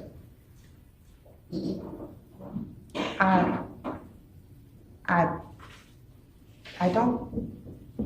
You're not sure? I don't think it's definitive yes or definitive no. I can see where you're coming from, but I know from other investigations that I've been a part of, whether I was the lead or not, that every single person is not listed in a detective's report. It depends on the role that they played in the investigation. If they have no investigative, they didn't do anything substantial in the case, then they're not necessarily listed in my report. They may be listed somewhere else, me as in the detective, it may be listed somewhere else, like the dispatcher may have them in the audit trail that they responded or something along those lines. But it would be listed somewhere, right? So would you agree that it was not correct for it not to be listed anywhere and for no notice to be given about your involvement until we are midway through a trial? That's not the right way to do it, correct? I can't say I agree with you wholeheartedly. I understand. No further questions. Thank you. See if there's any redirects. Wow.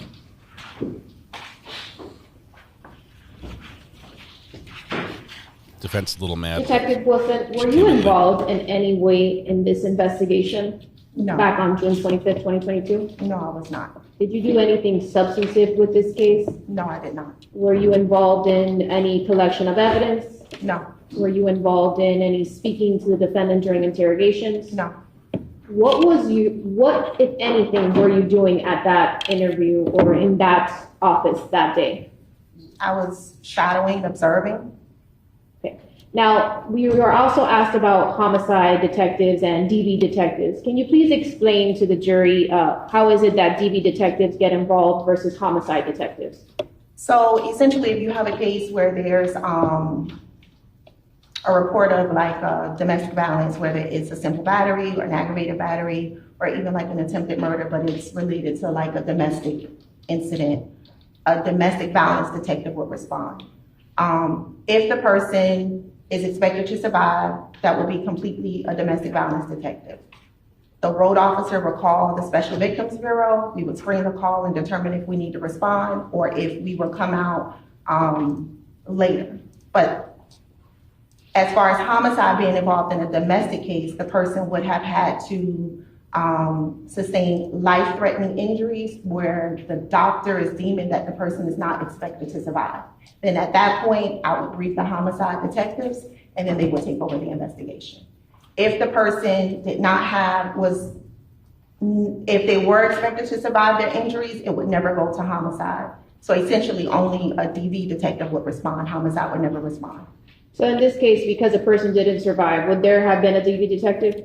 No, unless they were transported and they were still viable at the time. Okay. And any other interaction that you had with the defendant besides that you mentioned earlier? No, not that I recall. Did you try and shut down the conversation that was being said to you at that time? Yes. No further questions, Judge. You can step down.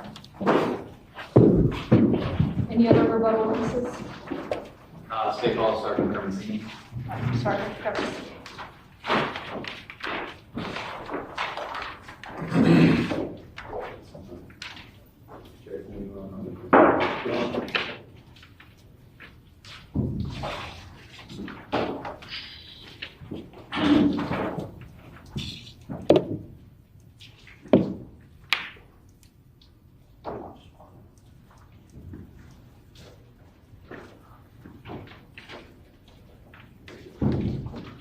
Come around.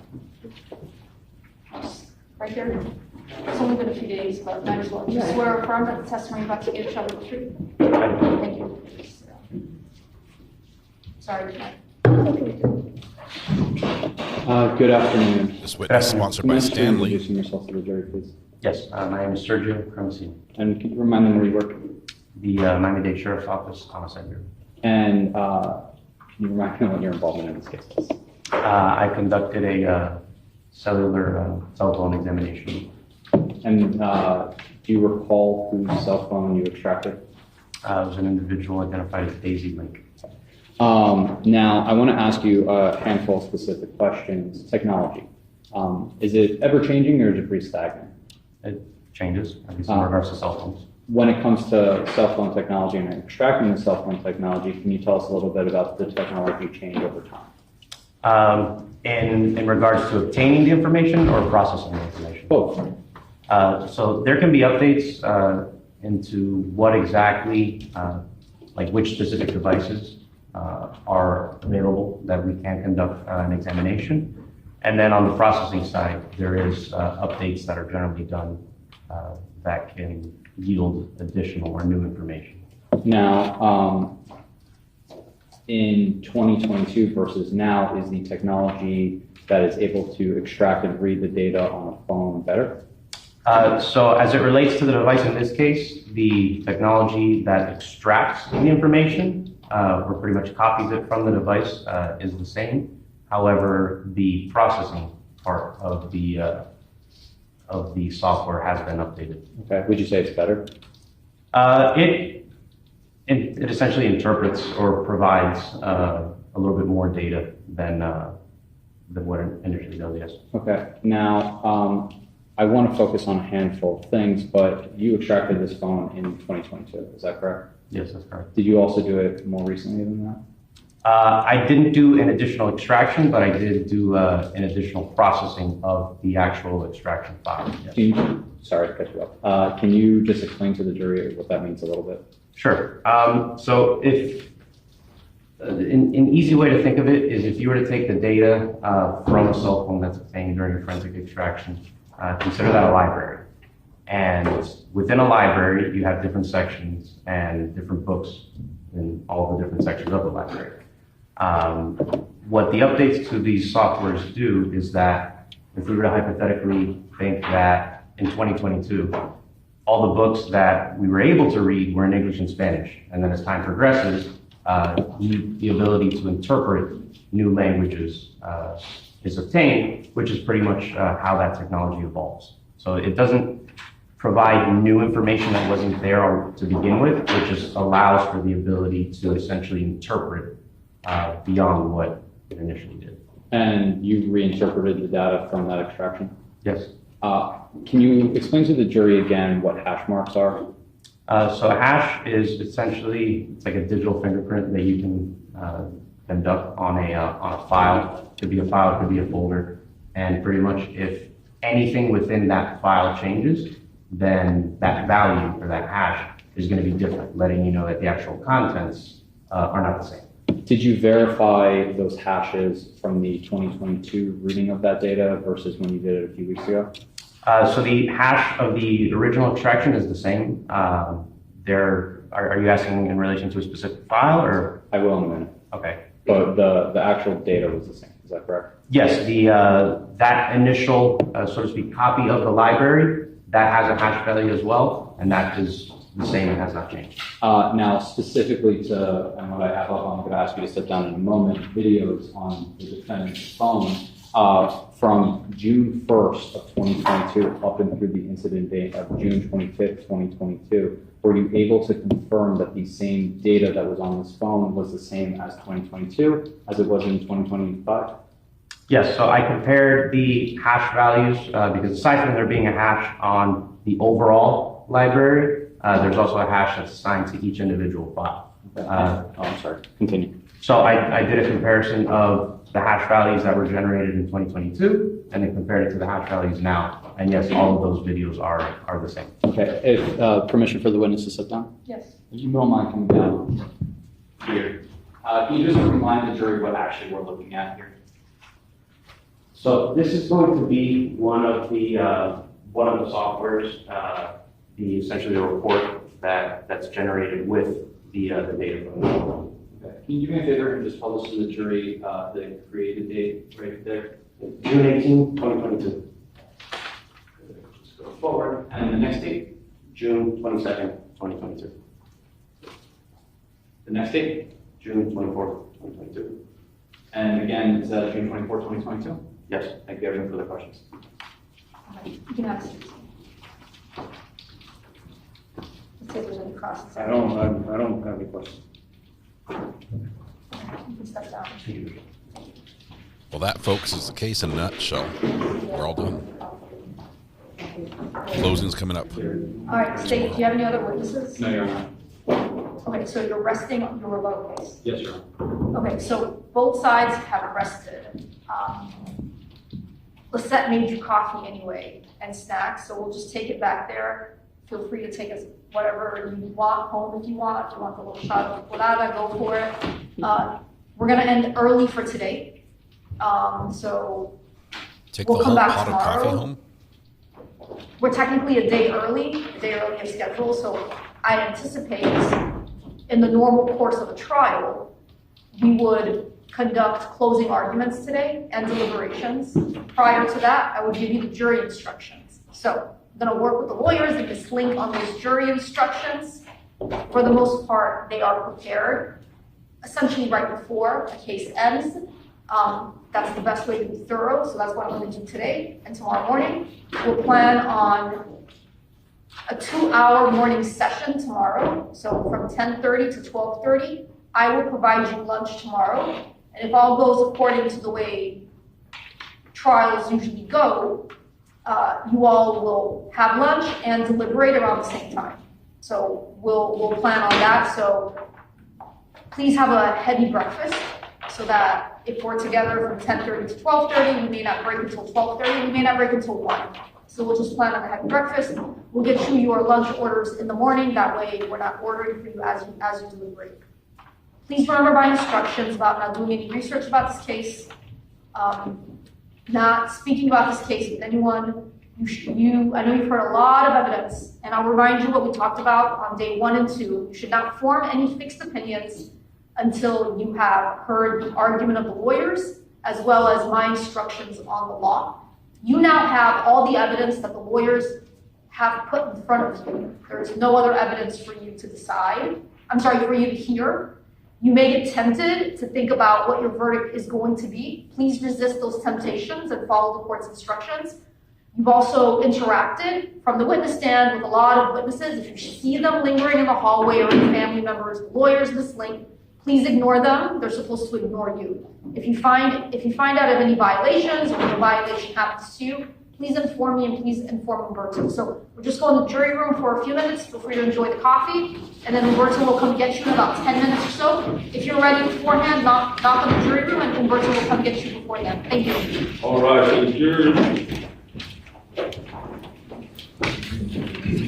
So we have jury instructions here this afternoon. That shouldn't be too controversial, but it could be.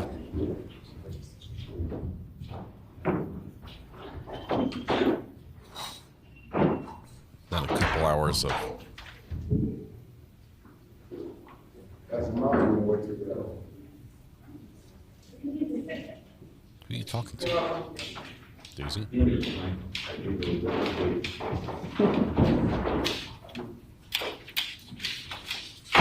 Alright, they're all in there enjoying their coffee. You might as well talk about some preliminary matters such as jury instructions.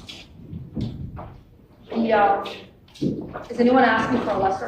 We're asking for manslaughter. Alright, they're asking for manslaughter. Are they asking for it as well? I'm not. They're asking for it as well. I think the way it works is If one side asks, it goes in. category 1. It is. And if it's not, there hasn't been enough in evidence for me to consider that. So, barring me finding case law otherwise, it's coming in.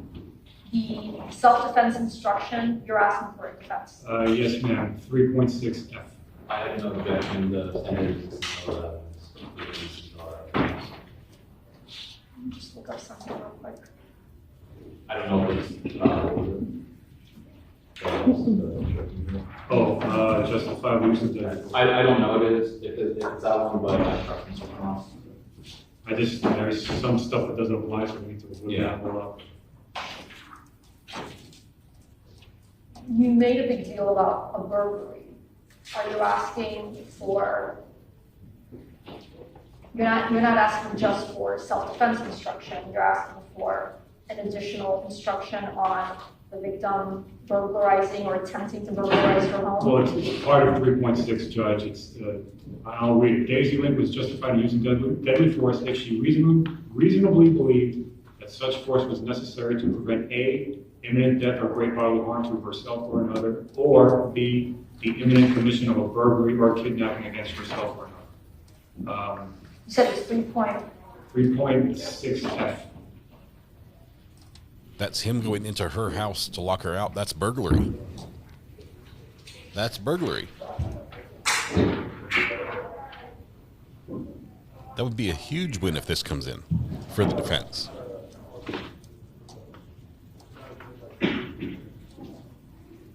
This is like an end run, get out of jail free attempt. Adding this in at the very end. Wow. Okay, I see. It says give A or B and you want both, right? Correct. And am I inserting the applicable felony being what? I believe that the applicable forcible felonies that the jury could find were imminent are burglary and kidnapping. As to the kids? Yes. Yep. I think it makes it in defense of others. I'll get to you, State. Is it attempted burglary or burglary? I'll look at it, and then if it needs to be. Well, the belief is that a burglary was going to be committed imminently, and the testimony was he was running to barricade himself inside the house. Okay, State, you mentioned something about kidnapping. No evidence. There's zero evidence of that. The defendant testified she never said she was in fear for her kids. She never thought that he was going to pick them up and anything like that. There's for kidnapping, I forget all the elements off the top of my head. One of them is committing a crime, it's a false imprisonment plus a crime, or a felony, excuse me. There's no evidence of that. And then the other one is terrorized. There's no evidence of that either. So, I think personally, I think burglary is a stretch, but, it is what it is. I don't really have a strong objection there. Kidnapping, I don't really think that there's anything. So Judge, he was asked to leave. He didn't have a right to be in the house. There's been evidence of that. He indicated to her he was going to force himself into the house, lock her out. Her kids were in there. He did not have traditional custodial rights to the kids, so that a reasonable juror could find that a kidnapping was imminent. So that's why I believe it should be.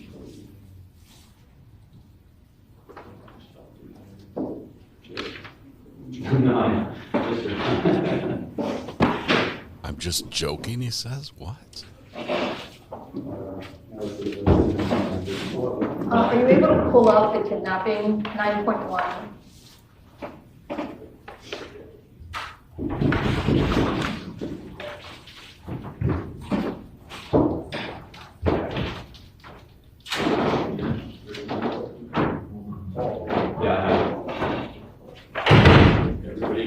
Okay, they're ready to go. So why don't we just yeah, bring them up.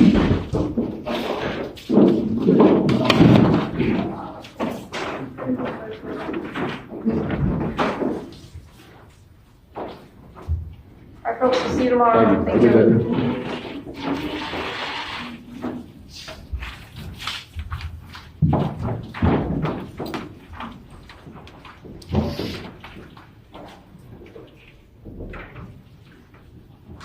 That was 9. That's all of them. 10. All right, they've now left. So, if you look at 9.1 kidnapping, defendant forcibly sealed your vice threat.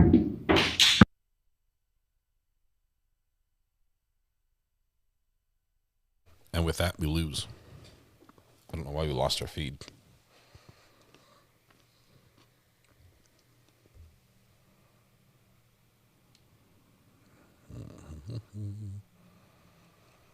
They're not going to give us this. Bummer.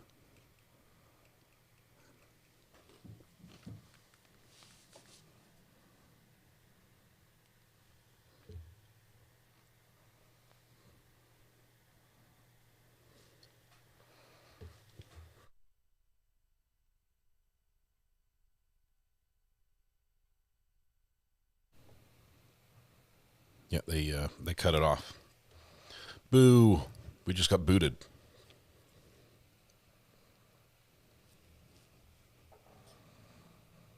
We got booted out. Bummer. All right.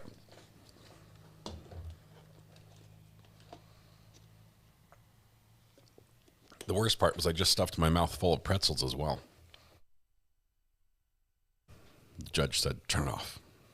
Don't want you guys to see this fight. You've already seen us fight enough. So, all right.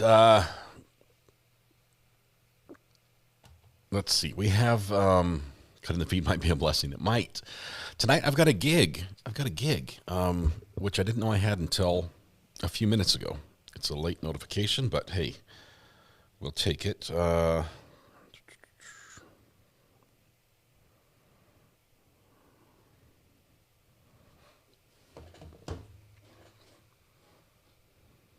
I think CTV is behind. So, I don't know what the underlying problem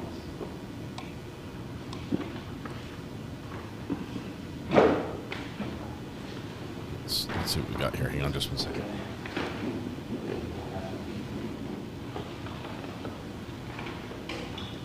Let's see if I can bring this up.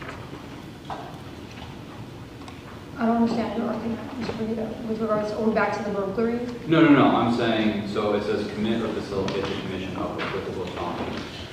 They're asking for a burglary. There needs to be, for a burglary, a crime variant. I personally don't think that there's been evidence of that. I don't know what crime variant we could argue. But, again, Hang on, I'll have this for you in just a minute. Inclined to allow burglary, I don't really have a strong objection to it. Kidnapping, to me, the defendant forcibly, secretly, or by threat, confined, abducted, and imprisoned a victim against his or her will, had no lawful authority to do so, and acted with intent to, and then the four. I don't think that there is any evidence of confining, abducting, or imprisoning anyone against their will. Look at false imprisonment. Well, jury instructions coming in right I now. don't have it in front of me. If Mr. Tomas doesn't mind, he's staring over his So it's shoulder. 9.2. No, Same language as the first element about forcibly, secretly. So this is what I'm saying. In 3.6, if we just scroll down by where it says Daisy Lake was justified right there. In using deadly force, if she, reasonably believed that such force was necessary to prevent imminent death or great bodily harm to herself or another, or, which is B, the imminent commission of a burglary or kidnapping against herself or another. I don't think kidnapping applies. I don't really think burglary applies either, but again, the court's inclined to give that instruction. It is what it is. I just don't think kidnapping applies. I'm inclined to the burglary, but it seems that false imprisonment may be a better. False imprisonment is not applicable for that. It's not a felony. Instruction. It says kidnapping. To where? To the... For the... I put in kidnapping because in the instruction it says insert applicable felony. Oh, okay. So those are the two that I So thought. what you're looking at are his modified. It's his modified instruction. Yeah, I didn't know. When you said 3.6, I just was assuming Yeah, it was so look at 9.2.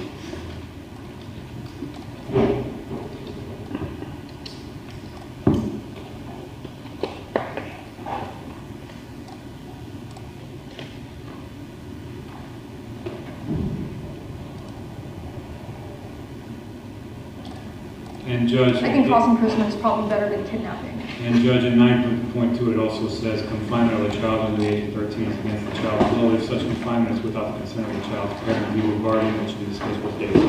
Clearly it wasn't. So that's another point. I understand, but where do I go when 3B is involved? So if you look at 9.1, so there's 1, 2, 3 elements, right? Right? 1, 2, 3 elements. And I understand the part about the confinement with a child under 13. But what do I give under 3?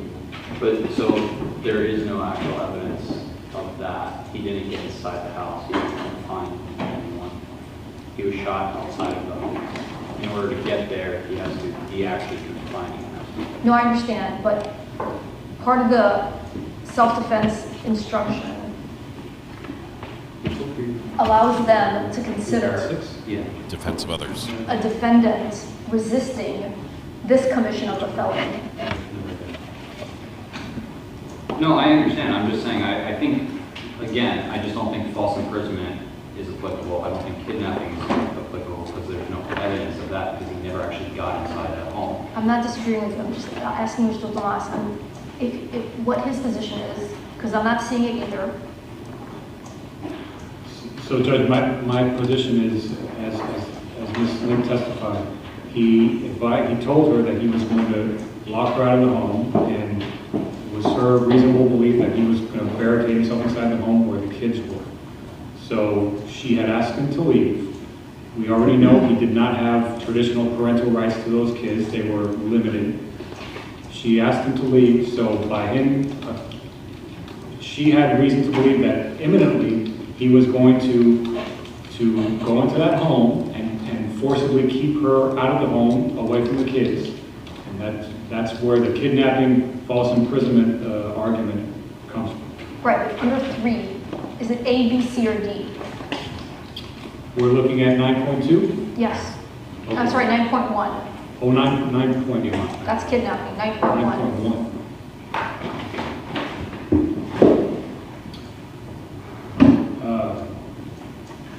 9.1. I think it has to be, well, I think he was clearly terrorizing Daisy Lake, so I think 3 can apply. And I would say he he was intent on committing a felony by breaking into this house that he was not allowed to be in. So you're saying it's 3B and C? So the instruction, it's not to Daisy Link because again, he would have had to confine and abduct in prison. She was outside, she was roaming around, she was not confined, abducted, or in prison. If anything, it would be applicable to the children. But again, he never got it. He was shot beforehand. And then, I don't see how kidnapping or even false imprisonment is applicable here. And Judge, I do think a jury can reasonably find that if he were to lock these kids' mother out of the house and remain in the house forcibly against her wishes, that would be a way of terrorizing those kids. So that goes to that. So 3.6F, justifiable use of deadly force. Scroll down to, on that first page, A or B, it talks about imminent death or great bodily harm to herself or another, or imminent commission of applicable felony to himself or another. So it allows consideration, essentially, of two different victims. And good luck. Hopefully they give you a huge, big, fat raise. Hope it's great. That's right. Yes.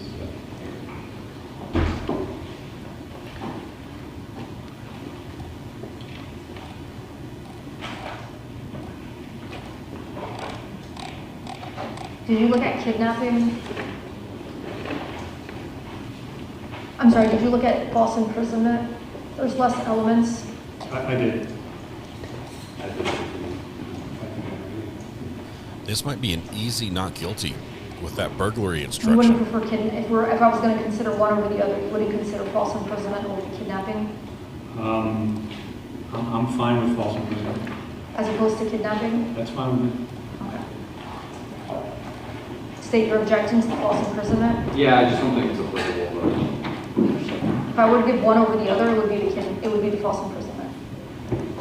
It's the felony you want to be considered. It also has less elements, and it fits more to what has been introduced than the kidnapping. And it also has the language regarding child under 13 years of age, and there's been testimony that both kids were under 18 years of age. I'm sorry, under 13 years of age.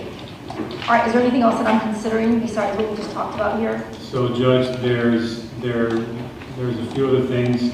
If it's undisputed by the parties that the defendant had no duty to retreat, give this instruction, and if it is disputed, give another. So, I don't think she had a duty to retreat. I don't know if the state agrees or not. I mean, we did a stand your ground. I think she does have a duty to retreat. She lost a stand your ground. Yeah, but they don't know that. No, they don't know that, but we know that, and that's what you have a duty to retreat versus not having a duty to retreat, or just standing your ground. She didn't get that. Okay, I'm probably going to let it in, the duty to retreat, because regardless of what happens with the stand your ground, the jury can consider it all over again. Well, no, there's two, no, I understand that. There's two jury instructions. So it says, if it's undisputed, Daisy Link had no duty to retreat before using deadly force. If Daisy Link was not committing any crime, if there is not a stipulation by the parties, if the parties dispute, is what it says.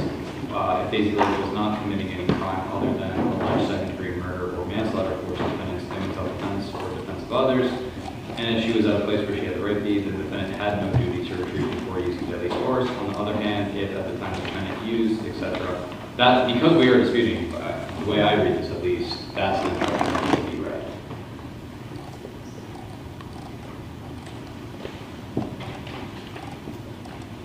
I could be wrong there, but that's how I read that. I'm sorry, continue where you guys are at. I don't know. Is this 3.6? Yeah, this is still 3.6. It's right after the part where it says the mentioning of the imminent commission of a felony, and then it's the very next page. I think it's the second. It's on page 2. It's at the top of page 2. It starts, if it is undisputed by the parties. Oh, I see.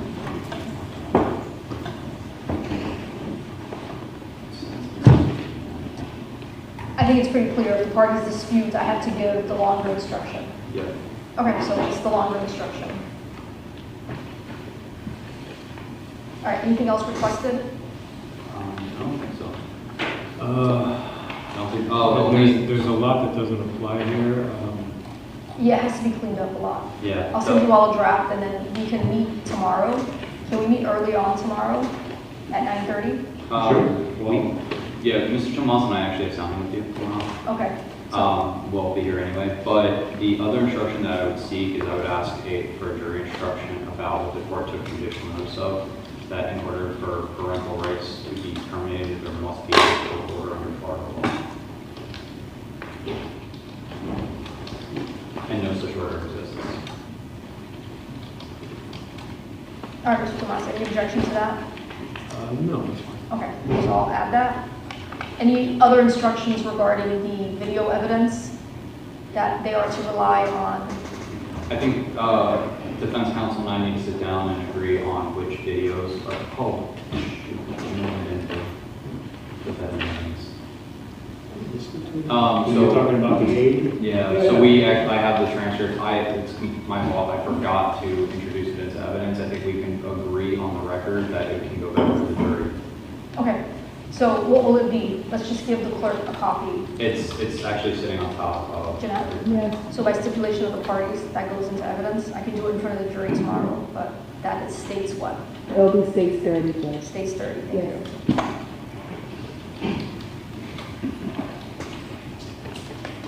Once I look at the rules for deliberation, if there's, I'll include most of them. If you all want something, you'll let me know regarding impeachment, things of that nature. Defendant testifying, I'll include that in there. I can't think of anything else. Identification is not an issue. Okay, so I'll get you all. And so the only lesser that the state's asking for is manslaughter with a firearm and without a firearm, correct? So an F2 and an F1? I'm not asking without a firearm. There is a firearm. So just an F1 manslaughter? Correct. Well, so it's meant, you get the manslaughter instruction, and then there's an aggravation, and it's an interrogatory that they're going to have to find. They very well could come back with a manslaughter without a firearm if they don't check out that box. Okay, I'll add that. Is there anything else before we come back tomorrow at 9:30? I guess we'll do the JOA, right? Oh, maybe we don't have to come back tomorrow. Let's go ahead and do the first judgment of acquittal. So as the state said, it is in the light most favorable to them, and it's whether or not they met a prima facie case. So Judge, the jury instructions will read that Daisy Link doesn't have to prove that she was defending herself. In turn, actually, the state has to prove beyond a reasonable doubt that she was not committing justifiable use. Based on the evidence, the unrebutted evidence, Mr. Jimenez was attempting to barricade himself inside the house where her kids were, and he did so after he was told to leave many times. This is strategy. There's a court order and evidence that supports that he did not have custody of those kids, and his rights were severely limited. And Ms. Link was the custodial parent. There is evidence that has been unrebutted that he was not on the lease, didn't have a key, and the state certainly has not disproven that he did not live there. So I don't see how a reasonable juror can find that at a minimum, Ms. Link didn't have reasonable grounds to believe that an imminent felony was about to be committed against her and her kids. And that's assuming that the jury actually doesn't believe that she had reason to be in fear of death or great bodily harm, which I believe they should, but I'm focusing for these purposes on the imminent commission of a felony. Okay. All right, State. As to the first JOA and the second JOA. Yes, Your Honor. As you stated, it is in the light most favorable to the non-moving party, and that the non-moving party the state has established a prima facie case. Respectfully, Mr. Tomas did inaccurately apply that standard here, referring to self-defense. What is here that we need to look at is the second-degree murder statute and specifically those elements. The first being the victim's death. Medical examiner testified, legal ID was stipulated to, that was established through his testimony that he did die, and through the video itself showing that he died. The second is the death was caused by a criminal act of the defendant. The defendant, on her own, in her own actual interview, which was introduced to the state, and in her actual statement itself, she ends up admitting that she did shoot the defendant while his back was facing towards her. In the light most favorable to the state, Your Honor, that does satisfy number 2, that the death was caused by a criminal act of the defendant. Number 3, the unlawful killing of the victim by an act eminently dangerous to another or demonstrating a depraved mind without regard for human life. So we have to take a look now a little bit into the actual jury instruction itself, where it describes an act is eminently dangerous to another and demonstrating a depraved mind if an act or series of acts that, number 1, a person of ordinary judgment would know is reasonably certain to kill or do seriously bodily injury to another. Pointing a gun at someone, pulling the trigger, and shooting, and a bullet going towards someone's back is likely to cause serious bodily injury and even kill, like here in this case. Number 2, it's done from ill will, hatred, spite, or evil intent. Your Honor, we heard directly from the actual defendant herself when she was on cross-examination. She was asked, "You were mad as hell when the shooting itself occurred," and she stated, "I was."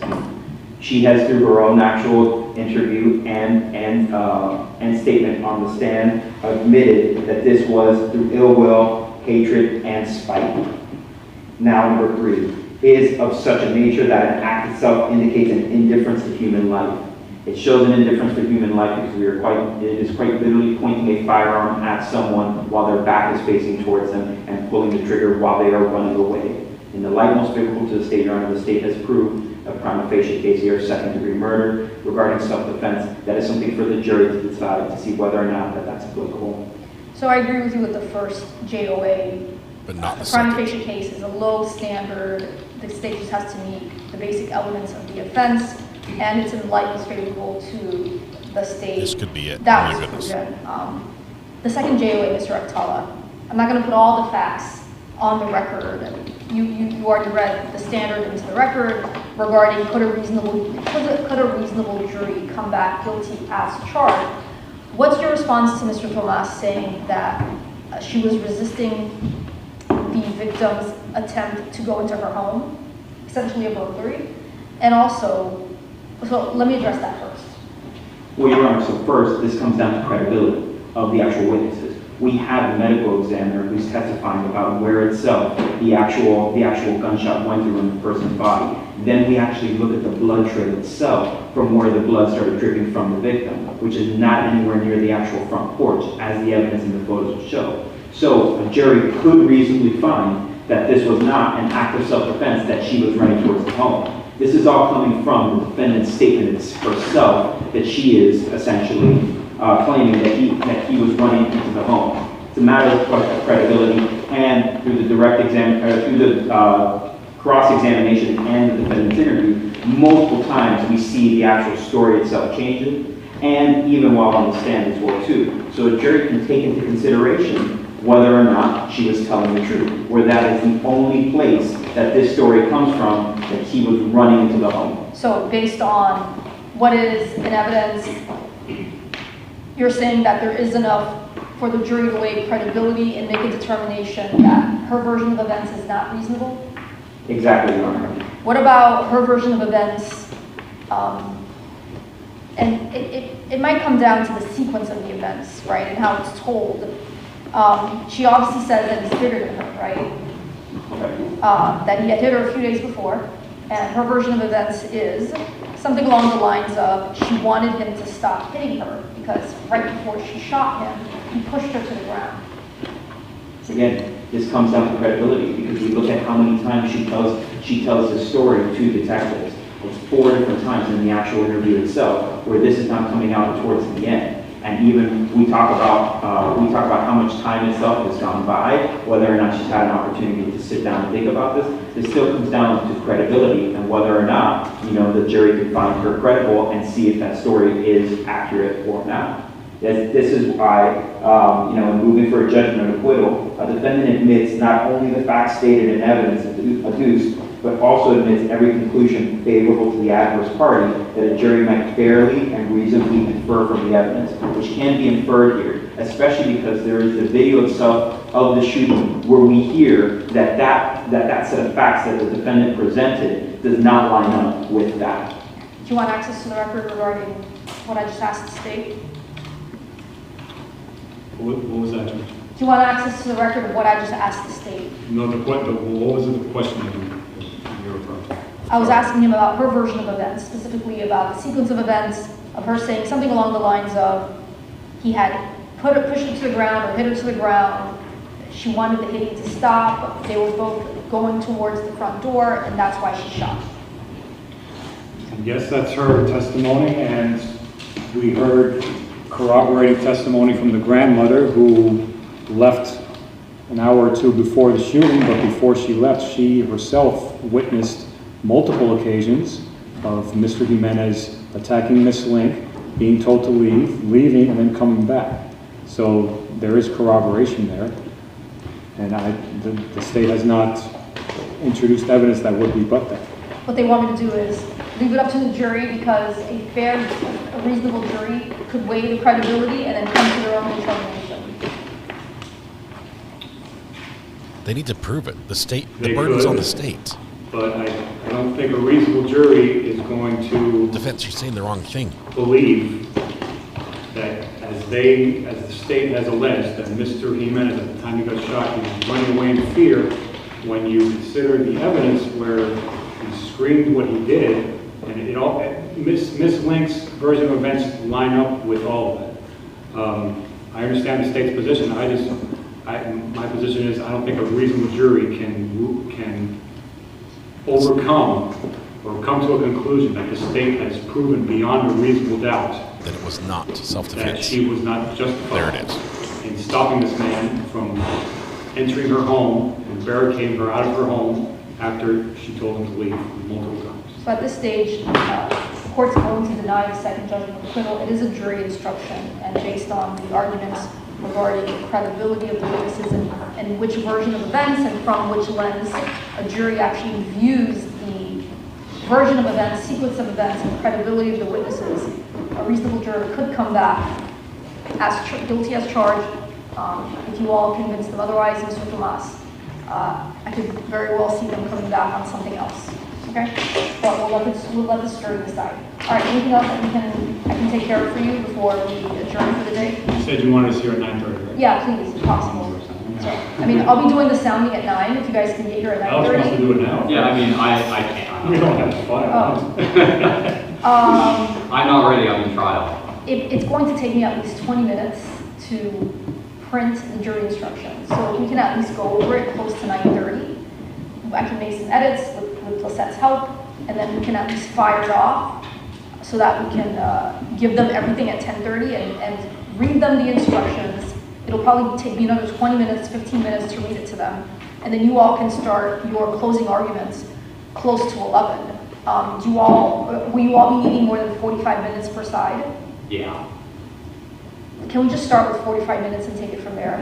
Because I essentially told them lunch between 12:30 and 1. If you all need an hour, then it would be 11 to 1. I'm sorry, 11 to 12, 12 to 1.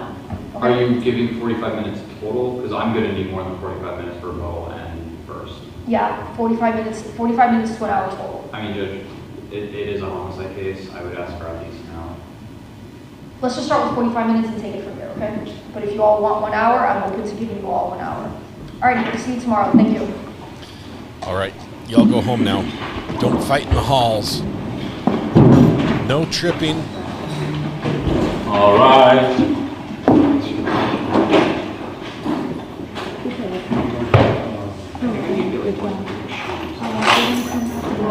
All right. We got to turn that noise off. Getting a headache. I think that was a brilliant move by the defense to get added to the instructions, the jury instruction regarding the burglary, to prevent a burglary, an imminent crime about to occur, burglary or kidnapping, is an acceptable way in the state of Florida to be justified in committing homicide using deadly force. So they get that added to the instruction. The state's like, yeah, whatever, whatever. And then he's like, and now, Your Honor, I'd like to make the JOA. This is what he wanted to do. This is his plan all along. That was not a last-minute decision. This was his strategy. He was shooting for this JOA and hoping to achieve it. He goes in and he says, now, Judge, the jury is going to be told that in order to prevent a burglary which was imminent or about to occur, which is entering a building without permission, he said he was going to go in and lock her out. Burglary is encapsulated in that offense. Because that's in there, I'd just like you to see, Judge, that nowhere in any of the evidence presented to the jury has the state proven that she was not stopping a burglary about to be like, wow. A judgment of acquittal, that's basically where the judge rules. This says, yep, it's so obvious the jury doesn't even need to consider it. It's not going to the jury. I'll decide it right here. And not guilty. It can only be for not guilty. It can't be for guilty. Very, very interesting. A strong motion. The state defended it weakly. First of all, they basically said, yeah, he sort of misquoted the rules. No, he pretty much got the spirit of it, even though he didn't quote it verbatim. But yes, the state's burden is to prove that she did not do it in self-defense, or that she did not do it to stop an imminent burglary which was about to occur. And the judge made him sweat just a little bit, but that was pretty interesting. I like that. Let's see.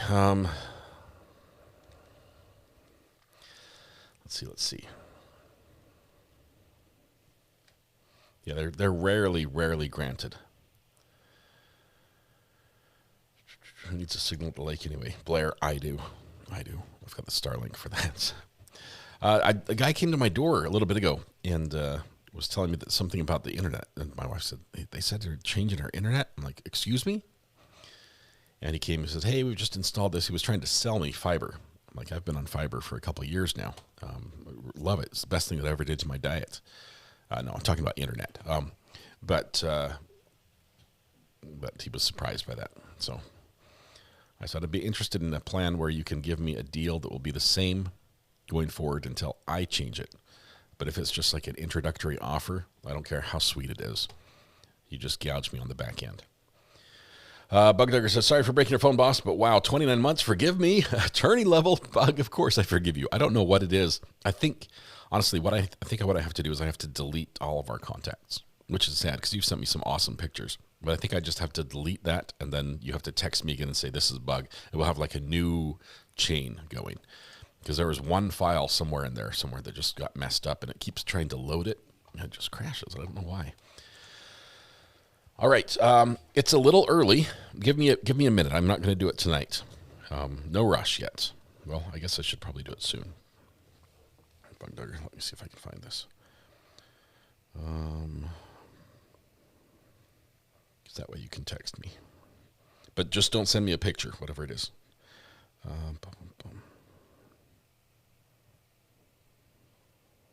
it is.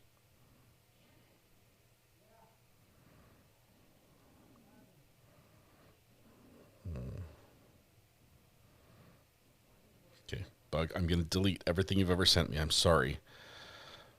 But it's going to... Okay, it's done. It's done. Now you can send me another text, and I'll put you back in the link, in the list. Let me fix it. Want to try for Starlink free for a month? I thought you were offering it to me, Amber. I'm like, sure. Yes, I do like Starlink. Bite me, I did get the picture of Buttercup. Like I said, I'm having trouble with pictures that are being sent to the burner right now. It's causing things to just hang, and I can't do much with it. Early is great for us. Great for me. I've got a gig tonight. It's actually it's like a sales pitch gig where I'm going to go to a venue and show them what I'm capable of doing, because there's like an ongoing annually once, I think it's every third Saturday of each month, a live stream event they might need some help with. So that'd be cool. Let's see. I've been thinking about changing to fiber, and now you've convinced me.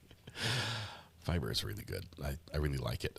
If you don't have a need for it, it's a luxury. I can tell you that. For me, it's a need. I cannot operate this channel the way I do without it. So All right. Anything else? Nice. Get yourself another job. I love doing tech stuff. Absolutely love it. And yeah.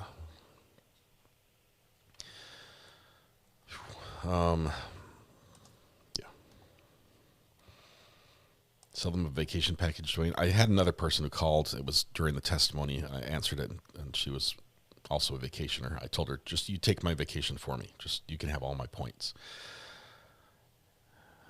I missed your comment before the link.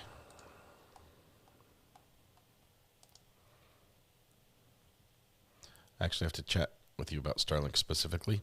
Amber, I just used it on Saturday. I drove up to Virginia.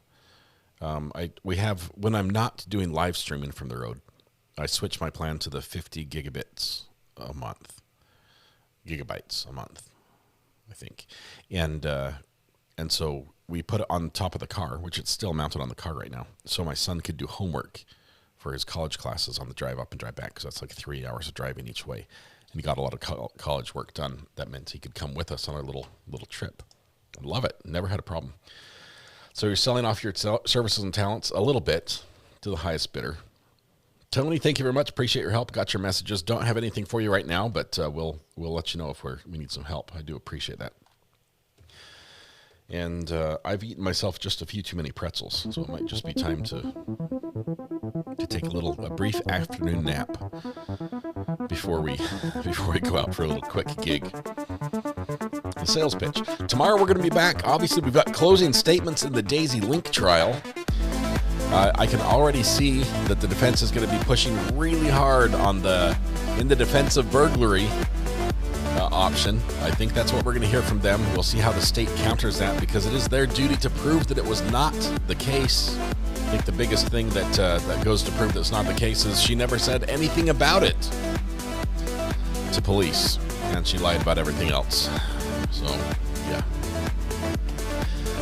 All right, have a good night. We'll see you in the morning. Tonight when you go home, please hug the people you love. Smile at someone. Make their day just a little bit better. And please stay safe till we go live again tomorrow morning, 8:45-ish. Tomorrow's podcast Thursday as well.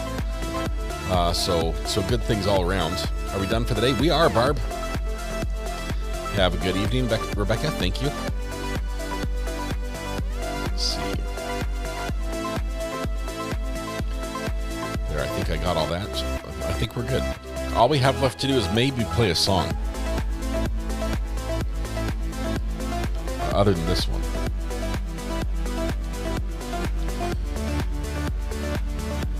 I wonder if this... I've got a song we haven't played for quite a while, but it's quite applicable to the Daisy trial. I'll put the logo up, play the song, and then when the song is over, we'll just turn it off. But I'll be off camera for this. So, you guys have a good night. Be good to each other. We'll see you in a little bit. Bye-bye.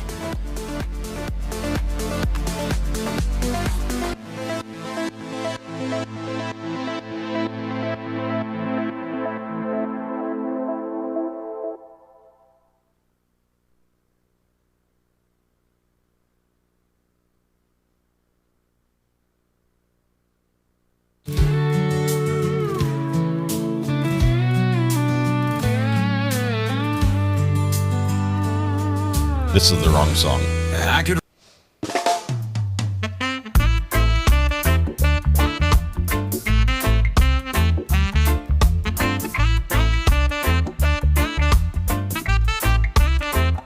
Judge on the bench, yet a fallen song.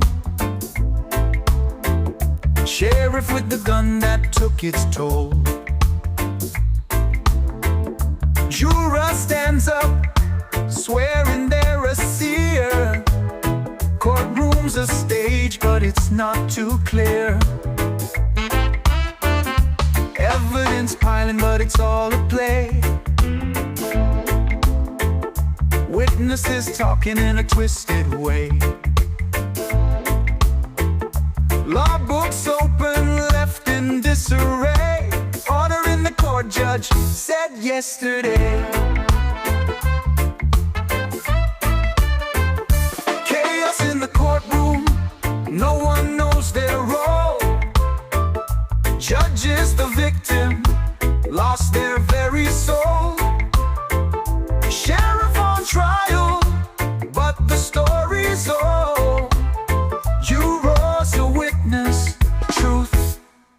told. Gavels are banging, but the noise is sweet. Confusion's dancing to a steel drum beat. Truth on trial, losing to deceit.